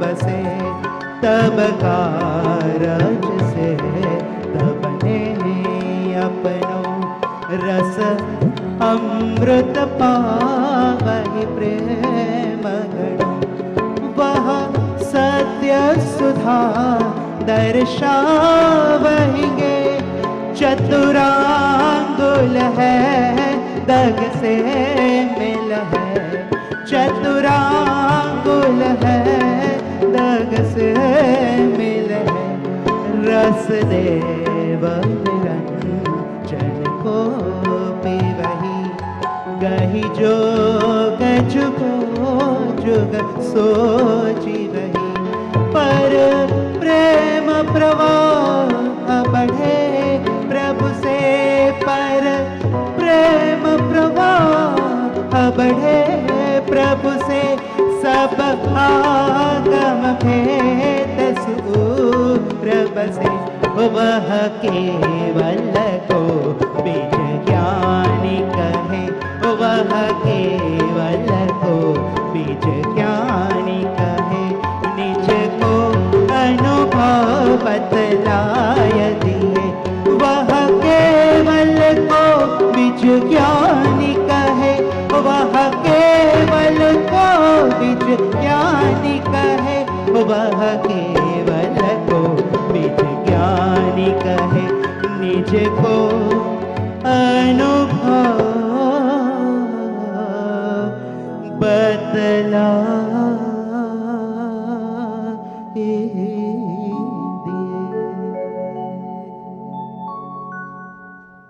વિક્રમ સંવત 1946થી એના ભાદરવા મહિનાથી શરૂ થયેલો સૌભાગભાઈ સાથેનો સંબંધ સતત 7 વર્ષ સુધી રહ્યો. આ 7 વર્ષમાં કોઈ આત્માનું સંધાન થયું હોય એવી ઘટનાઓ બનતી રહી. સૌભાગભાઈ એ કચ્છ નજીક અંજારમાં દુકાન ધરાવતા હતા. આર્થિક સ્થિતિ ક્યારેક મૂંઝવણભરી હોય ત્યારે શ્રીમદજીનું માર્ગદર્શન મેળવતા અને શ્રીમદજી એમને કહેતા કે વ્યવહારિક પરિસ્થિતિથી અકળાવાના બદલે એને સંભાવથી સહન કરવી. પરમ સખા સૌભાગભાઈ પરમાર્થમાં વધુને વધુ દૃઢ બને એ માટે સતત એમને માર્ગદર્શન આપતા રહ્યા અને એક એવો તંતુ પરસ્પરનો એક એવો સંવાદ, એક એવો સેતુ સધાયો. અને જ્યારે વિક્રમ સંવત 1953માં વૈશાખ મહિનામાં શ્રી સૌભાગભાઈને મળવા માટે સાયલા ગયા ત્યારે સૌભાગભાઈને થોડોક 8 મહિનાથી ઝીણો તાવ રહેતો હતો. શ્રીમદે સૌભાગભાઈને બોધ આપ્યો. ક્રમે ક્રમે બંને વચ્ચેનો પૂજ્ય ભાવ જાગૃત થતો ગયો અને એક પતિવ્રતા નારીની માફક શ્રીમદ પ્રત્યે એમની પરમ ભક્તિ થઈ તેઓને અનન્ય શરણ પામ્યાનો આનંદ હતો. શ્રીમદ છેલ્લે સાયલા આવ્યા ત્યારે એમને વળાવવા જતી વખતે રસ્તામાં એક નદી આવી. વહેલી પ્રભાતનો એ સમય હતો. પંખીઓનો કલરવ ગાજતો હતો અને ક્ષિતિજના કિનારેથી ધીરે ધીરે ઉગતા સૂર્યને જોયો અને એ સમયે સૌભાગભાઈએ જણાવ્યું, ઉગતા સૂર્યની સાખે, સાખે એટલે સાક્ષી, ઉગતા સૂર્યની સાખે નદીની સાખે સત્પુરુષની સાખે. સાયલા ઝાલાવાડમાં આવ્યું છે. નદીનું કેટલું મહત્ત્વ છે તમે જાણતા હશો પાણીને માટે. ઉગતા સૂર્યની સાખે નદીની સાખે સત્પુરુષની સાખે આ સૌભાગ્યને આપના સિવાય બીજું રટણ ન હો, આવું એક શરણ એમને સદગુરુ શ્રીમદ રાજચંદ્રજી પાસે માગ્યું, જેની પ્રાપ્તિ પછી અનંતકાળનું યાચકપણું દૂર થઈ જાય અને સર્વકાળને વિશે અયાચકપણું પ્રાપ્ત થાય. એવો જો કોઈ તરણ તારણ હોય તો તેને જાણવું અને ભજવો. શ્રીમદના સત્સમાગમમાં સૌભાગભાઈને સમ્યક જ્ઞાન અને આત્મદશા વધારવાનો એક અમૂલ્ય લાભ પ્રાપ્ત થયો. આત્મસિદ્ધિની રચનાની ગાથાઓ આપણે જાણીએ છીએ. ઈડરના નિવૃત્તિ ક્ષેત્રમાં જ્યારે જાય છે ત્યારે પેલા પરમાર્થ બોધને પામે છે અને પછી સૌભાગભાઈ પાછા આવે છે. એમની ક્ષીણ અવસ્થા સૌભાગભાઈની, એને પરિણામે ધીરે ધીરે એને 3 અમર પાત્રો લખીને કૃપાળુદેવે એમને આપ્યા છે. આવા અધ્યાત્મ દશા અને પરમ સખાની અધ્યાત્મ મૈત્રી શ્રી સૌભાગભાઈ પર લખાયેલા 260 જેટલા લાંબા પત્રોથી આપણે પામી શકીએ છીએ. અને ત્યારે એ સૌભાગભાઈ અને એમનો સંબંધ એ કદાચ એમ લાગે મુમુક્ષુઓ સાથેના સંબંધો પરમ કૃપાળુદેવના જીવનને જોઈએ ત્યારે એમ લાગે કે એક મુમુક્ષુઓનો સંબંધ તમે જુઓ અને એક રોમાંચ પેદા થાય. કદાચ એને વિશે એક આખી ગાથા લખાય. એ મુમુક્ષુ મંડળમાં સૌભાગભાઈ કદાચ મૂર્ધન્ય સ્થાને હશે. એમના પત્રો સૌથી વધારે સૌભાગભાઈને અનુલક્ષીને લખાયા છે. પણ સેંકડો માઇલ પોતે દૂર હોય અને સૌભાગભાઈનો દેહોત્સર્ગ થાય અને પોતે જ્ઞાન બળથી આ જાણે અને ત્યારે સૌભાગભાઈને ભવ્ય આત્માને અંજલિ આપતા સૌભાગભાઈના પુત્ર ત્રંબકલાલ પરના આશ્વાસન પત્રમાં શ્રીમદ લખે છે, આર્યશ્રી સૌભાગે જેઠવદ દસમને ગુરુવારે સવારે 10:25 દેહ મૂક્યાના સમાચાર વાંચી ઘણો ખેદ થયો. જેમ જેમ તેમના અદ્ભુત ગુણો તરફ દ્રષ્ટિ જાય છે તેમ તેમ અધિક ખેદ થાય છે. જીવને દેહનો સંબંધ એ જ રીતે છે. તેમ છતાં પણ અનાદિથી તે દેહને ત્યાગતા જીવ ખેદ પામ્યા કરે છે અને તેમાં દ્રઢ મોહથી એકપણાની પેઠે વર્તે છે. જન્મ મરણાદિ સંસારના મુખ્ય બીજ એ જ છે. શ્રી સૌભાગે તેવા દેહને ત્યજતા મોટા મુનિઓને દુર્લભ એવી નિશ્ચલ અસંગતાથી નિજ ઉપયોગમય દશા રાખીને અપૂર્વ હિત કર્યું છે, એમાં સંશય નથી. વડીલપણાથી અને તેમના તમારા પ્રત્યે ઘણા ઉપકાર હોવાથી તેમજ તેમના ગુણના અદ્ભુતપણાથી તેમનો વિયોગ તમને વધારે ખેદકારક થયો છે અને થવા યોગ્ય છે. સમાગમમાં આવેલા મુમુક્ષુઓને શ્રી સૌભાગ્યનું સ્મરણ સહેજે ઘણા વખત સુધી રહેવા યોગ્ય છે. આ કાળમાં શ્રી સૌભાગ્ય જેવા આ ક્ષેત્રે આ કાળમાં શ્રી સૌભાગ્ય જેવા વિરલા પુરુષો મળે એમ અમને વારંવાર ભાસે છે. શ્રી સૌભાગ્ય મુમુક્ષુ એ વિસ્મરણ કરવા યોગ્ય નથી. શ્રી સૌભાગ્યની સરળતા, પરમાર્થ સંબંધી નિશ્ચય, મુમુક્ષુ પ્રત્યેની ઉપકારકતા આદિ ગુણો વારંવાર વિચારવા યોગ્ય છે. શાંતિ, શાંતિ, શાંતિ. આમ પોતાના પરમાર્થ જીવન સાથે જોડાયેલા શ્રી સૌભાગભાઈને જે એમનો એક અદ્ભુત સત્સંગ હતો, બંને વચ્ચેનો જે સેતુ હતો એ સેતુ કોઈ અલૌકિક હતો. એ ગાળા દરમિયાન કૃપાળુદેવના જીવનમાં એક બીજી ઘટના બને છે અને એ ઘટના અહીંયા જ્યારે રેવાશંકર જગજીવનદાસ મહેતાની પેઢીમાં એ કામ કરે છે ત્યારે એક માણસ આવે છે બેરિસ્ટરના લિબાસમાં, માથે હેટ, લાંબો કોટ અને પહેરીને, અને એનું નામ છે મહાત્મા ગાંધી. બેરિસ્ટર મોહનદાસ કરમચંદ ગાંધી આવે છે. અને 1891 ઈસવીસન 1891ની 5મી જુલાઈએ એ હિન્દુસ્તાનમાં ગાંધીજી પાછા આવે છે બેરિસ્ટર થઈને. ગાંધીજીની વાત છે ત્યારે મારે આપને કહેવું જોઈએ કે ગાંધીજી અને શ્રીમદના સંબંધ વિશે બહુ ઓછું લખાયું છે. આપણે શ્રી રાજસૌભાગ સત્સંગ મંડળની પ્રેરણાને પરિણામે એક પુસ્તક લખ્યું પછી, પણ આ એક એવો સંબંધ છે કે જે તમે ખરેખર આપણે હૃદયથી એનો ઊંડાણપૂર્વક વિચાર કરીએ તો એમ લાગે કે જેમ એક દયાનું બીજ શ્રીમદમાં આખું ઉગ્યું, એમ શ્રીમદે જે ભાવનાઓ આપી એ ગાંધીજીના જીવનમાં ઉગી છે. કદાચ કોઈ એમ પણ કહે તો એને હું અતિશયોક્તિ ન હોય કહું કે જો શ્રીમદજી પાસે ગાંધીજીનો મેળાપ ન થયો હોત તો આ મહાત્મા ગાંધી આપણને પ્રાપ્ત થયો ન હોત. અને કદાચ કેમ, આનો થિસિસ છે મારો, આનો મારો એક આખી વિચારધારા છે. અને એ વિચારધારામાં જોઈએ કે રેવાશંકર જગજીવન મહેતાના ભાઈ ડૉક્ટર પ્રાણજીવન મહેતા, જેમના ઉપર હમણાં બહુ સરસ અંગ્રેજીમાં એક પુસ્તક લખાયું છે, એ પ્રાણજીવન મહેતાને ઘેર બેરિસ્ટર મોહનદાસ કરમચંદ ગાંધી ઉતર્યા હતા. બરાબર એ જ દિવસે શ્રીમદ રાજચંદ્ર પણ મુંબઈ આવ્યા હતા. અને અહીં આ બંનેનો જે મેળાપ થાય છે તે શ્રીમદ રાજચંદ્રના દેહવિલયના સમય સુધી ચાલુ રહે છે. વિચાર કરો, ગાંધીજી વિલાયતથી આવ્યા હતા, બેરિસ્ટરી કરીને આવ્યા હતા, કેવો રૂઆબ, કેવી શાન ને કેવી છાક હશે. એ તો એ સમયના ગાંધીજીનું એમ કે ગાંધી આમ બેઠા છે એનું ચિત્ર આપણે જોયું હોય તો આપણે ખ્યાલ આવશે. અને અહીંયા પહેલો મેળાપ થાય છે. અને ગાંધીજીને તમે કેટલું પેરેલલ ચાલે છે આ જગતે જુઓ તમે. જેટલો પ્રેમ શ્રીમદજીને પોતાની મા ઉપર હતો, દેવમા પર, એટલો જ પ્રેમ ગાંધીજીને પોતાની પુતળીબાઈ નામની મા પર હતો. પુતળીબાઈએ, ગાંધીજીએ કહ્યું કે પુતળીબાઈ જો મને ના પાડે તો હું વિલાયત નહીં જાઉં. વિચાર કરો, મા પેલામાં હું દીક્ષા નહીં લઉં. સી પેરેલલ કેટલા જાય છે, સરસ કેવા સમાનતાઓ જોવા મળે છે. અને એ પુતળીબાઈને સમજાવવા માટે ગાંધીજીને જ્યારે વિલાયત જવું હતું ત્યારે પોતાના ઘરની બહાર આવેલા ઉપાશ્રયમાં એક જૈન સાધુ હોય છે એની પાસે લઈ જાય છે. અને જૈન સાધુની સાક્ષીએ ગાંધીજી એમ કહે છે કે હું વિદેશ જઈશ, વિલાયત જઈશ, પણ પરસ્ત્રી ગમન નહીં કરું અને માંસ નહીં ખાઉં. આ બધી પ્રતિજ્ઞા લે છે. પછી મા એને કહે છે કે સારું, આ જૈન સાધુ પાસે ત્યાં પ્રતિજ્ઞા લીધી છે માટે જા. નહીં તો ગાંધીજી વિલાયત ન ગયા હોત. એની માએ ના પડે. મા ઉપર અસીમ પ્રેમ.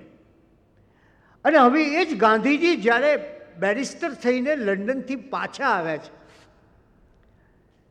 ત્યારે એમના કુટુંબે એમનાથી એક વાત છુપાવી રાખી છે. એ વાત છુપાવી છે કે ગાંધીજીના મા પુતળીબાઈનું અવસાન થયું છે.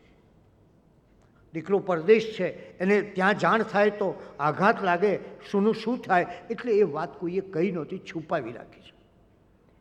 અને મિસ્ટર એમ કે ગાંધી આસામ નામની સ્ટીમરમાં બેસીને, થોડી મોડી આવી સ્ટીમર, એ આવે છે પ્રાણજીવન મહેતાને ત્યાં. અને ગાંધીજીને આ સમાચાર કોણ કહે? આપણા સમાજમાં એક રિવાજ છે કે આવા સમાચાર છે ને કોઈ વડીલ કહે એટલે વડીલ પણ સમાચાર પણ આપે અને સાથે સાંત્વના પણ આપે, એને આશ્વાસન પણ આપે. એટલે આ કામ કોને સોંપવામાં આવ્યું? તમે વિચાર કરો કેવી પ્રતિભા છે શ્રીમદજીની. પહેલી વાર મળે છે, ગાંધીજીને જોયા જ નથી. બેરિસ્ટર થઈને આવેલો માણસ અને આ વવાણિયાનો એક યુવક. પહેલું એમને માતાના મૃત્યુના સમાચાર કહેવાનું શ્રીમદજીને સોંપવામાં આવે છે. અને એ શ્રીમદજીએ જ્યારે કહ્યા આ સમાચાર, ત્યારે ગાંધીજી નોંધે છે. એનો અર્થ એવો નથી કે શ્રીમદજી એ ગાંધીજી કરતાં ઘણા મોટા હતા ને આપણે જેમ ઘરના બહુ મોટા વડીલને આવું કામ સોંપ્યું, એવું નથી. માત્ર અને ફક્ત ગાંધીજી કરતાં શ્રીમદજી પોણા 2 વર્ષ મોટા હતા. પોણા 2 વર્ષ જ મોટા હતા, એટલે લગભગ સમવયસ્ક. અને ત્યારે એમને આ કામ સોંપવામાં આવે છે ને ગાંધીજી એમને એમની માતા પુતળીબાઈના અવસાનના સમાચાર આપે છે. ત્યારે ગાંધીજીએ એમની આત્મકથામાં લખ્યું છે, પિતાના મૃત્યુથી જે આઘાત નહોતો પહોંચ્યો તેના કરતાં ઘણો મોટો આઘાત માતાના મૃત્યુના સમાચારથી થયો. પહેલી છાપ કઈ હતી ગાંધીજીની શ્રીમદજી વિશેની? ગાંધીજીએ જાણ્યું કે આ એક બહુ જ્ઞાની પુરુષ છે અને બીજી વાત ચારિત્રવાન છે. એ જ્ઞાની છે એટલું જ નથી, શાસ્ત્રો ભણીને ન ચાલે, એનું જીવનમાં પણ ચારિત્રવાન છે. આ ચારિત્રવાન પુરુષ છે. અને એવામાં પ્રાણજીવન મહેતા, આપ સૌ જાણતા હશો, ડૉક્ટર પ્રાણજીવન મહેતા, જેમની ચિઠ્ઠી લઈને મહાત્મા ગાંધીજી વિલાયત ગયા હતા, એવા ત્યાં પણ જાણીતી વ્યક્તિ. એ પ્રાણજીવન મહેતાએ મહાત્મા ગાંધીજીને કહ્યું કે આ શ્રીમદ રાજચંદ્ર એ તો શતાવધાની છે. આ શ્રીમદ રાજચંદ્ર એ તો શતાવધાની છે. તમે પૂછો ને આટલું કરી શકે છે, આવું બોલી શકે છે, આવું કામ, આવી અદ્ભુત શક્તિ છે એમની પાસે. એટલે આજના સમાજમાં ને ગાંધીજીએ કહેલી વાતમાં કોઈ તફાવત નહોતો. ગાંધીજીએ પૂછ્યું કેટલું ભણ્યા છે? બેરિસ્ટર થઈને આવેલો માણસ છે ને, આજ પૂછે કેટલું ભણ્યા છે? તો કહ્યું કે શ્રીમદજી તો વવાણિયાની ગામઠી સ્કૂલમાં 7 ધોરણ સુધી ભણ્યા છે. પ્રશ્ન નંબર 2 બહુ સરસ વાસ્તવિક પ્રશ્ન છે, બહુ વાસ્તવિક બેરિસ્ટર હતો ગાંધીજી વખતે. બીજો પ્રશ્ન પૂછ્યો, અંગ્રેજી આવડે છે? પોતે અંગ્રેજી ભણીને આવ્યા છે દિલીપભાઈ. એટલે પ્રશ્ન બીજો આ જ આવે સ્વાભાવિક રીતે, અંગ્રેજી આવડે છે? હવે વવાણિયાની 7 ધોરણ સુધીની સ્કૂલમાં અંગ્રેજી ક્યાંથી હોય? એમને કહ્યું કે શ્રીમદ રાજચંદ્રજીને તમે જેટલા પ્રશ્નો પૂછશો એ જ ક્રમમાં એ બોલી જશે. એ મનમાં જ કોઈ રકમ મૂકશો, એના સરવાળા બાદબાકી ગુણાકારને ભાગાકાર કરી શકશે. તમે એમને અમુક વિષય આપશો તો એના ઉપર કાવ્ય રચના કરી શકશે. 16 ભાષાઓમાં તમે જે શબ્દ બોલશો, પહેલો અરબી શબ્દ હોય, બીજો જાડેજી હોય, ત્રીજો મરાઠી હોય, ચોથો સંસ્કૃત હોય, તો એ જ ક્રમમાં બોલી જશે. શબ્દો તદ્દન અજાણ્યા એ જ ક્રમમાં બોલી જશે અને કર્તા કર્મને અનુક્રમ સહિત બોલી જશે. 3 વ્યક્તિઓ સાથે શેતરંજ ખેલી શકે છે એક સાથે. આવી અદ્ભુત શક્તિ છે. ત્યારે બેરિસ્ટર ગાંધીને થયું કે આની પરીક્ષા કરવી જોઈએ. એટલે એમણે જાણી લીધેલું કે આ અંગ્રેજી નથી ભણ્યા, એરેબિક તો ભણ્યા જ ક્યાંથી હોય, જાડેજી ક્યાંથી ભણ્યા હોય.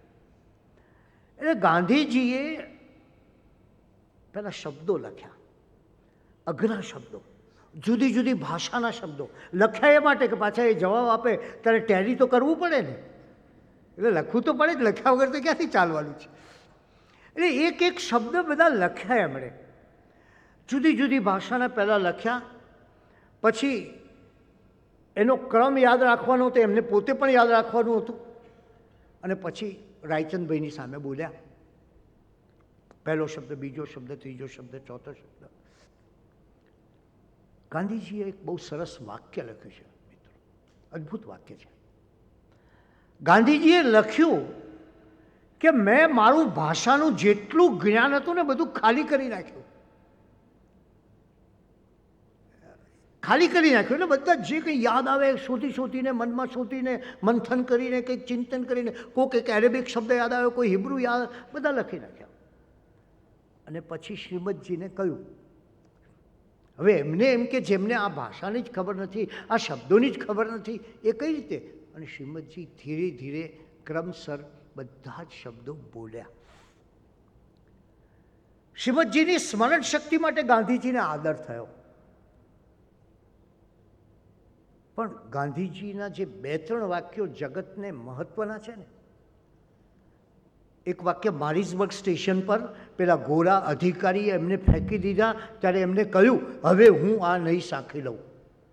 અને આ એક વાક્યએ અંગ્રેજોની સત્તા, બ્રિટિશરો 24 કલાક જેમની સત્તા કહેવાતી, એટલે કોઈ પણ સમયે કોઈ પણ દેશ ઉપર સૂર્યના એની સત્તા ચાલતી હોય એવી જે સત્તા એનો અસ્ત થયો આ એક વાક્ય ઉપર. પણ એ વાક્યનો સર્જક ગાંધીનો જન્મ ક્યાંથી થયો? એ ગાંધીનો મૂળ વાત અહીંથી થયો. આ ઘટના બન્યા પછી ગાંધીજી લખે છે આત્મકથામાં, વિલાયતનો પવન, પવન ગરમી, હવા, વિલાયતનો પવન હળવો પાડવા સારું આ અનુભવ સરસ થયો ગણાય. તમે જુઓ, જ્ઞાનની જે જ્ઞાનીની નમ્રતા જે કે મળી એ અહીંથી મળી એમને. એમનો જ્ઞાનનો ગર્વ ઓછો થયો. બેરિસ્ટર એમ કે ગાંધીનો જ્ઞાનનો ગર્વ ઓછો થયો અને નમ્રતાનો પ્રારંભ થયો. આ બહુ મોટો વળાંક બિંદુ છે. મારે આપને એ કહેવું છે, ગાંધીજીની આખી સમગ્ર જીવન યાત્રાને જુઓ ત્યારે તમને ખ્યાલ આવશે કે આ વળાંક બિંદુ છે. અને એટલે જ ગર્વ છે એ સામી વ્યક્તિની શક્તિને જોઈ શકતો નથી. જ્યારે આ એમની શક્તિને જોઈ અને ગાંધીજી નમ્ર બની ગયા. અને ગાંધીજી છે, લખે છે, જગતનો એક અદ્ભુત પુરુષ લખે છે, આ શક્તિની મને અદેખાઈ થઈ. કેવી શક્તિ છે? કોની? 7 ધોરણ વવાણિયાની ગામઠી સ્કૂલમાં ભણેલા એવી વિભૂતિની અદેખાઈથી આટલું બધું યાદ રહે? આવા શબ્દો અજાણ્યા, શું સ્મૃતિ હશે એની? અદેખાઈ થઈ. પણ તે ઉપર હું મુગ્ધ ન થયો. આ ગાંધીજી છે. એ મુગ્ધ થાય નહીં.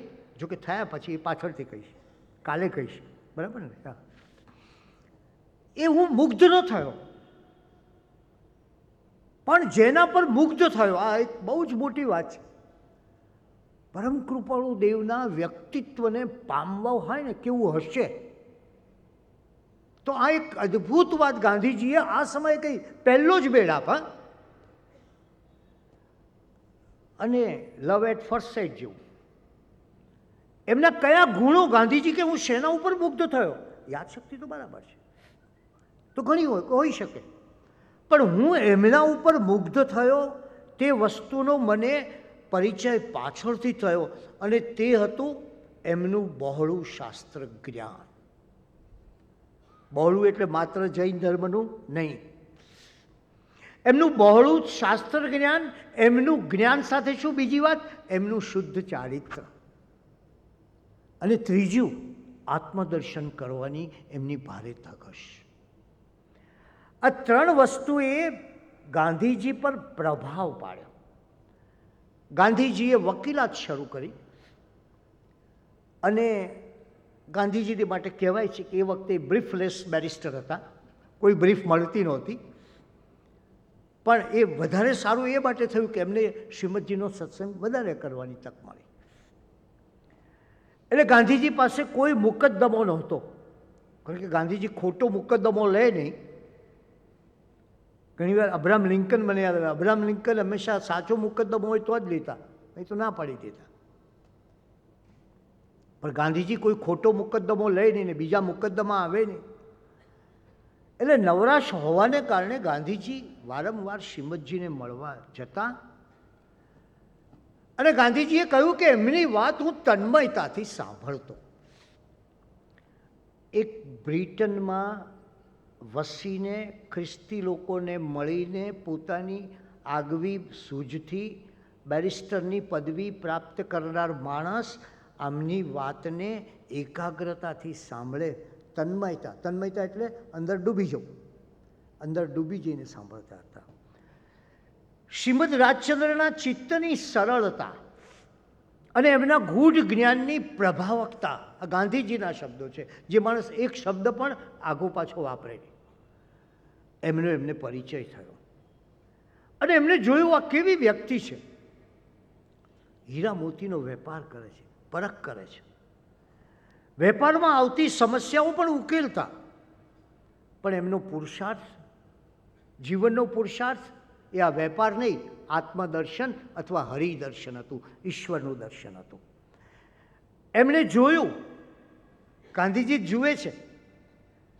આપણે પહેલાં શ્રીમદજીના ઘેર જઈ આવ્યા વવાણિયામાં, આમ આટા મારતા હોય અને ગાથાઓ બોલતા હોય. એ જ શ્રીમદજીની આ દુકાન અહીંની કેવી હતી? અહીંની દુકાનમાં ગાંધીજી કહે છે બીજું કંઈ ન હોય પરંતુ ધર્મ પુસ્તક અને રોજનીશી તો હોય જ.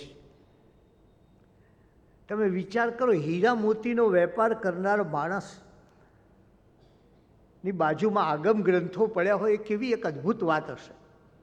હું એમ માનું છું કે વેપાર કરવો એ તો એક બહારની વાત હતી, આગમ ગ્રંથો એ જ એમની સતત ચાલતી ઘટના હતી. અને એટલે એ જેવી વેપારની વાત પૂરી થાય કે તરત જ પોતાની નોંધપોથીમાં તાત્વિક વિચારો લખવા માંડતા. અને ગાંધીજી નોંધે છે, કેવા પ્રભાવિત થયા છે એ કલ્પના કરો.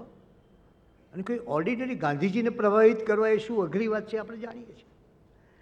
જે મનુષ્ય લાખોના સોદાની વાત કરીને તરત જ આત્મજ્ઞાનની ગૂઢ વાતો લખવા બેસી જાય છે, આ ગાંધીજીના શબ્દો છે. એની જાત વેપારીની નહીં પણ શુદ્ધ જ્ઞાનીની છે. આ વેપાર તો ઠીક છે, જે મહત્વની જે ધારા ચાલે છે એ આ ગાંધીજીની છે. અને ગાંધીજીએ લખ્યું છે કે ધાર્મિક પુરુષનો ધર્મ એના પ્રત્યેક કાર્યમાં જણાવવો જોઈએ, જે શ્રીમદજીમાં સતત કન્સિસ્ટન્ટ આપણે જોતા આવ્યા છે. અને શ્રીમદજી અને ગાંધીજીના જીવનમાં પણ આપણને આનું દર્શન થાય છે. પણ એક ગાંધીજી લખે છે, શ્રીમદ ધાર્મિક હોવા છતાં કોઈ એમને છેતરી જાય એવું નહોતું. એને બધી ખબર પડતી, જગતને બધું જાણતા. 13મા વર્ષે કુટુંબની કપરી પરિસ્થિતિને કારણે દુકાનની જવાબદારી સંભાળવી પડી અને પિતાને મદદરૂપ થવું પડ્યું. પરંતુ શ્રીમદ વેપારમાં પણ સામી વ્યક્તિ ચાલાકી કરે તો તેને પારખી લેતા અને કહેતા પણ ખરા, જેને શુદ્ધ જ્ઞાન છે, જેને શુદ્ધ જ્ઞાન છે એને છેતરવો અશક્ય છે. નમસ્કાર. कोई ब्रह्म रस ना होगी, कोई ब्रह्म रस ना होगी, जाने कोई विरला योगी, कोई ब्रह्म रस ना होगी, कोई ब्रह्म रस ना होगी, कोई ब्रह्म रस ना होगी, कोई ब्रह्म रस ना होगी, जाने कोई